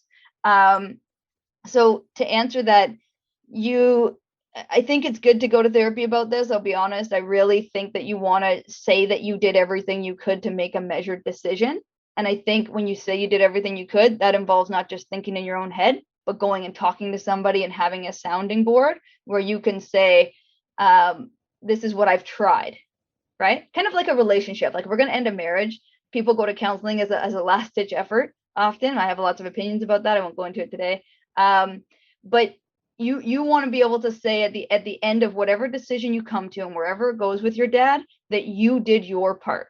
So whether that's going to counseling, whether that's setting boundaries that are within the confines of what you can live with, like you can handle dad for this much time, or you can handle dad as long as he doesn't say these things or put you down in this way that takes you back to your childhood or whatever. Then if he behaves within the confines of those boundaries, you might be able to have a relationship that stays in that box, right? And maybe that's going for lunch once in a while. Maybe that's a phone call every so often. If he really can't, if he really can't, go ahead. But he made that reference because one of the things that he's gotten very angry about, he doesn't understand my sense of humor, and I think he overreacts. To Greg was prank calling his father and recording it and putting it on the podcast without father's knowledge, and then father found out and was not happy because someone likes to make their dad look like an ass. It's that, that's like, but it was all in good fun. I think a lot of people thought that it was one of the best segments of the show, and I tried to explain that to my dad. One of the things that he gets real weird about is because our big sponsor for the show is Manscaped, which is obviously grooming for your private parts. And he comes from a generation where grooming down there isn't necessarily a big habit. And so bringing this up to him very often, I would come over the house and I would, in my very Greg way, harass him. I'd be wearing short shorts, which he thinks is weird. Like I wear the shortest shorts possible and fanny packs. And then I'll go and tell him very tiny shorts. And he ends up, I end up rambling about Manscaped and how it would be a great product for him and how he could save 20% with promo code PARDON, PARDON. He'd be like, stop with that fucking Manscaped shit. And he would get all mad about it. But like, if he didn't react that way, I wouldn't bother him about it. So it's like, maybe I egged him on a little bit. Okay. So I'm not exactly guilt-free here, but I don't think phone call would be the best form because I think at all times he thinks I'm recording him for a podcast. Because the last couple of times he'd answer the phone and he'd go, "Are you recording me for that fucking podcast of yours? Are you going to talk to me about shaving my balls with Man Shave?" Yeah, and Greg would have to explain what it was actually called. I still haven't convinced that I hid a used Manscaped groomer in his room somewhere. So he keeps saying, I haven't found it yet. When I fucking find it, I'm going to kick your fucking ass. So it's like, so again, him reacting that way is why I do these things. It's unnecessary. And then you wonder why you guys have a toxic relationship. Yeah, this probably doesn't help. I'll be honest. Yeah, you've definitely helped it along. But isn't that something that you learned in like kindergarten and grade 1? on the schoolyard. If Yep. you keep reacting to so-and-so provoking you, they're going to keep doing it because they're looking for the reaction. It's pretty funny that your dad has not learned that yet. No, and I don't think he ever will. Again, Old dog, new tricks, doesn't work for him. very entertaining segment, but like one of the things in discussions we've had about the way I feel and the way he feels, he always goes back to Manscaped, and I'm like, dude, name something that I've done to you in before the last 2 years. You know what I mean? That really hurt him. But why? It's ridiculous. It's a ridiculous thing to be to be mad about. Yeah, I mean, obviously not for him. He takes it seriously. But yeah, that's pretty funny. So don't phone him, I guess. So I'll take back that suggestion. Okay. Probably for the best. Does he got email? No, he barely knows how to work a phone. So. See, there's no way I would ever do that to my dad, because I know he'd be pissed about it, especially not knowing. And then suddenly he hears it. He hears it from a friend. Listening to your kid's podcast the other day is good. He's talking about how you were cutting a piece of pepperoni on the pizza. Meanwhile, he's in on the joke too, and he's using my phone to prank call my dad, claiming that he's a guy who found my phone in the gym and that he wants to deliver my phone to me while wearing a bathrobe at my front door and nothing else underneath. My dad's getting all weirded out about it, so because he's talking to some random guy on my phone. So this dude is not innocent either. Okay. Hey, so what you're saying is that you would not do this to your own father, but you will happily destruct the relationship between Greg and his father. Might I point out that this was like the second time that we had only done this phone call thing, so he didn't even know. So that makes it okay. Yeah, as long as he wasn't consenting and he wasn't aware, then it's fine. Yeah.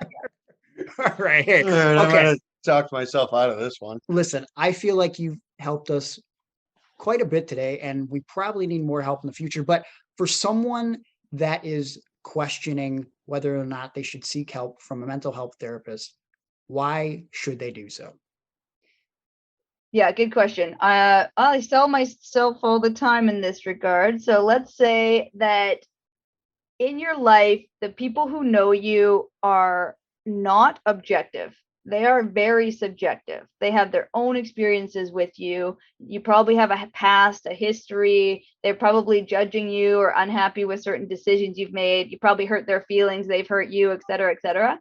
So at that point, those people, well, they love you and they care about you, and they make up potentially part of your social support network. They're not always the best people to be sharing your innermost thoughts and feelings with. They may have a tendency to overreact. If you're to go to them and say, listen, sometimes when I see the cars coming at me, I just want to swerve into oncoming traffic, right? You say that to someone who loves you a lot, there can be a lot of panic in that, and it can be really hard for them. You say that to a therapist, they go, wow, you must be really struggling for that to be the thing that you're thinking about when you're driving home, right? And let's talk about how that looks. Do you have any other thoughts about that, right? You can really have a conversation about it, because that's what we're there for. We're there to be objective. We're there to be neutral, and we're honestly there to support you.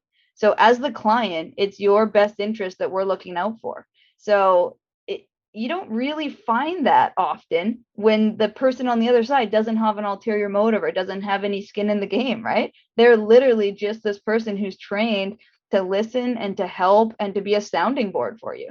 So I think if anyone's thinking about it, just give it a shot. If you don't like it or it's not for you, you know what I say? Try another therapist. But let's say you've tried many and it's still not for you.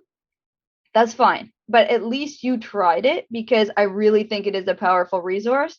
And by the way, I'm a huge supporter of any kind of group therapy. So if you found that individual stuff wasn't for you, there's a lot of healing in a group, because you find out that you really aren't alone. Even when you think you're alone, you're the only one going through this.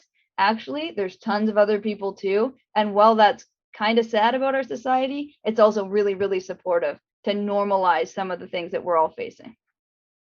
I didn't talk about stuff with my mom and history in the past with really anybody. I always kind of kept it to myself, because I didn't want people to know what kind of crazy she was. And then Greg's mom had died, and he made a post on Facebook that said, just so you know, she passed, but I don't feel bad about it. And I was like, oh, there's somebody else. And then we went on a road trip together, and it was just me and him in the car, and then we got to talk about it. And I was like chomping at the bit to do that, because I never had anybody else who kind of went through the same thing I did. And even though his mom's was because of drugs and my mom's was because of, other psychological stuff, whatever, we still had similar situations. And that's kind of what opened the door for me talking to him. Then I could talk a little bit to somebody else. Then I could talk to somebody professionally. And I think that's how we became close friends, honestly, was that road trip. Yeah. And look at you guys now. Now you need couples therapy, right? Yeah, something like that. Do you think we're going to make it, or? Oh, it's looking pretty good, actually, because you each can take a little bit of responsibility, which is a really key skill I'm looking for when I look at a couple. How good are they at seeing how they've contributed? So you've each shown a little bit about that. So I do have hope. Okay, good. What about when he wants a foot massage and I'm just not into feet? That's a tough one. Okay. Do you tell him to call somebody else? I'll have to work on that. I'll call Dad, see what he has to say about it. Don't phone him. We already talked about this. You talked a little bit about it. If someone wanted to reach out to some of the resources that you have at Crossroads, and maybe to you personally, what can they expect from you guys, and what's the best way to get in contact with you? Because there's a lot of wrestlers in Canada, and they all need mental help. Well, I'm sure you guys do things on Zoom as well, and so. Yeah, we do. So, I mean, there's a few kind of rules about like how we work and with cross-border and whatnot. But the reality of it is we're really here to break down barriers. It's one of the sort of the ethos of our business, and what we're operating from is we want to break down the barriers. So quite frankly, I'm not going to say no. Don't tell my licensing body. If somebody tells me they're from the States, because if they're reaching out and they're being vulnerable, we're going to do whatever we can to help them. So yeah, our website has all of our contact information. We're actually open 7 days a week. So it's crossroadscollective.ca, meaning for Canada. And yeah, we're there for 7 days a week, and they answer questions. You can email us. And if people are needing to talk to somebody, or even honestly, people calling our office, which I guess is long distance for you, if that's still a thing, they love talking to our admin. I don't think they understand that our admin aren't counselors, but because they work in a counseling office, they're trained like almost like crisis support, and people love it. And they actually say to our admin, like, can you be my counselor? And they're like, well, no, actually I work at the front desk, but I can set you up with one. It's so cute. And I'm a janitor. I got to go sweep up this shit. Get off the phone. That's awesome. Marianne, everything you said sounded great. You look great. You are great. Thank you for doing great things. We really appreciate this. This is, I don't know, kind of outside of our normal comfort zone.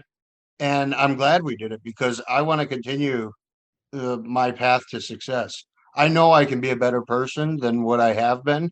And I think I'm on the right journey now, but I need people like you and like Greg to keep me there, and all of our listeners, because I'm telling you, when you say like to, sometimes it's better to talk to people that you don't know. I've never met probably any of our audience in person, but they were there for me when they knew I was going through stuff, or they could hear it in my voice and they would contact Greg. Hey, Aaron posted this, or Aaron sounded like this, or what's wrong? It's powerful. Like I think don't underestimate how much you can help people. And when you hear something going on with people, honestly, like as the last thing I would say is, if you think that there's anything going on with somebody, reach out and have an honest conversation. So, and just say, hey, are you okay? Are you thinking of hurting yourself? Are you doing okay mentally? Like, are you sad? Do you want to talk?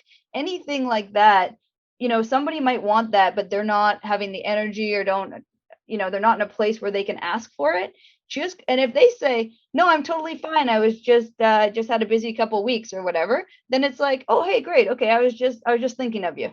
It's not, people generally aren't going to be offended because you take a moment to reach out and say, hey, listen, you didn't seem quite okay the other day when I heard you talking, or that post on Facebook seemed kind of morbid or whatever. So I would just really encourage people, reach out. You don't have to be a professional to say, hey, how are you doing? You just have to be a human.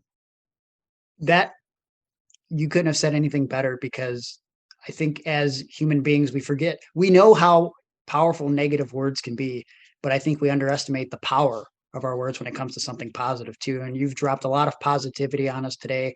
And I hope that a lot of people reach out to you because you did a great thing for us today. And I know you've done a great thing for so many others. So I can't give you enough thanks. Yeah, well, thanks for inviting me, and I'm happy to come back and provide some couples counseling in the future. I think that would be really fun. But whatever you guys need, you know where I am. I would love that. Thank you so much. All right, guys. He always likes to take both pillows. Okay. And does he have to have the whole blanket? Yeah, I know. That's a real thing. Sorry. That was the interview with Marianne Cottingham, and we can't thank her enough for spending some time with us on the show this week. And if you or someone you know need help with mental health therapy and or counseling, I encourage you to contact Marianne and the people at crossroadscollective.ca. That's crossroadscollective.ca. And listen, that's not the only resource you have. Of course, there are so many outlets for which you can reach out to, not only in mental health therapy, but as Marianne sort of alluded to, reach out to someone close to you. Start the conversation if you're struggling with mental health. It's something that we've been really big advocates for on the podcast, and I think this was a step in the right direction. What do you think, Aaron? Yeah, I enjoyed opening up, and I'm glad that we could take this journey with all of our friends here on the podcast. Yes, and we'll start to take the journey anyway. First step is the most important. That's what they always say. And we will continue the journey on this podcast next week. Who knows what we have in store? I don't. We come up with this last minute. Oh, they didn't tell you? What? Oh, hold on. Oh, I'm getting word right now. Jordan? Jordan in the truck. Putting his hand to his ear with no earpiece in. Continue. Go ahead. What? Mr. Fantasy Man, making up stuff. Did you say the Young Bucks? He did not. You're not. No, you did not say the Young Bucks, clearly. Oh, okay. Sorry about that. What was that? Oh. Kitty want a guest. Okay, well, we might have a guest. We'll see what happens. But before we wrap things up, I want to point out that obviously we only got to the questions on patreon.com/ironandwrestling. But we're going to be doing something a little special this week. I haven't dropped a free episode from Patreon in a while, so we're going to answer some, if not all, of your questions from social media because we didn't have time to get to them. Facebook, Instagram, and Twitter. We're going to do a special bonus episode, which we will drop in the next couple days on the feed, free for everyone. It's a little sample of what we do each and every week for patreon.com/ironandwrestling.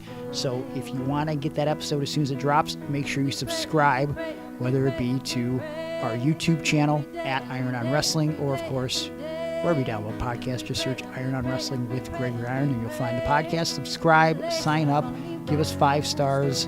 Helps create visibility for the podcast. Of course, follow us on social media at Iron on Wrestling. We'll be posting some stuff from Marianne. We've got some rare stuff that we post on social media all the time. Special photos, videos, all that good stuff. Make sure you follow me on social media at Gregory Iron on Twitter. Gregory_Iron on Instagram. Go to my Facebook, facebook.com/thehandicappedhero. You can DM me on all those platforms to book me for pro wrestling, motivational speaking, and of course pro wrestling seminars, which after this drops this Thursday, I'll be going back up to the Mega School to finish my seminar that I started. I did a verbal seminar a couple weeks ago. I'm going to be doing the physical aspect of it this Thursday. So if you're a Mega student, if you're an aspiring Mega student in the Elyria area, I encourage you to come out. It's only $20. It'll be a fun time. And reach out to Mega Wrestling for more details, or you can message me directly for more details. Of course, you can find me at prowrestlingtees.com/Gregory Iron, where you can buy my t-shirts, Aaron's t-shirts, Iron on Wrestling t-shirts. So much over there. Fruitration t-shirts. Fruitration t-shirts are there as well. You can also find me on Cameo. Give you some sort of shout out. Maybe want me to tell a friend to do their taxes. Mother's Day is next month. We can rejoice in that. Yes, we know how much I love my mother. So, yeah, that's all that. And, Aaron, what do you want to plug? I'm at Fair to Air on Twitter. At Fair to Aaron is Instagram. Oh, what's something else people could enjoy with me? Oh, Pokemon. I'm El Fresho on Pokemon, and anyway, I think I'm out of social media. And we are out of time. They closed down my OnlyFans. It's unfortunate. Yeah, there were no fans. Sounds about weird. right. Oh, It's not weird no? at all. Oh. Sounds pretty accurate. I thought at least you would subscribe. But you know what they say. Don't buy the cow when you get the milk for free. Kitty want to get milked. Wow. Let's go to bed. What a disgusting way to end the show. Until next week. See, you feel that's disgusting, and I feel that's healthy for our relationship. I got to call Marianne back. I don't know how she's even friends with you. But all right, guys. See you next week. Give me a kiss goodbye.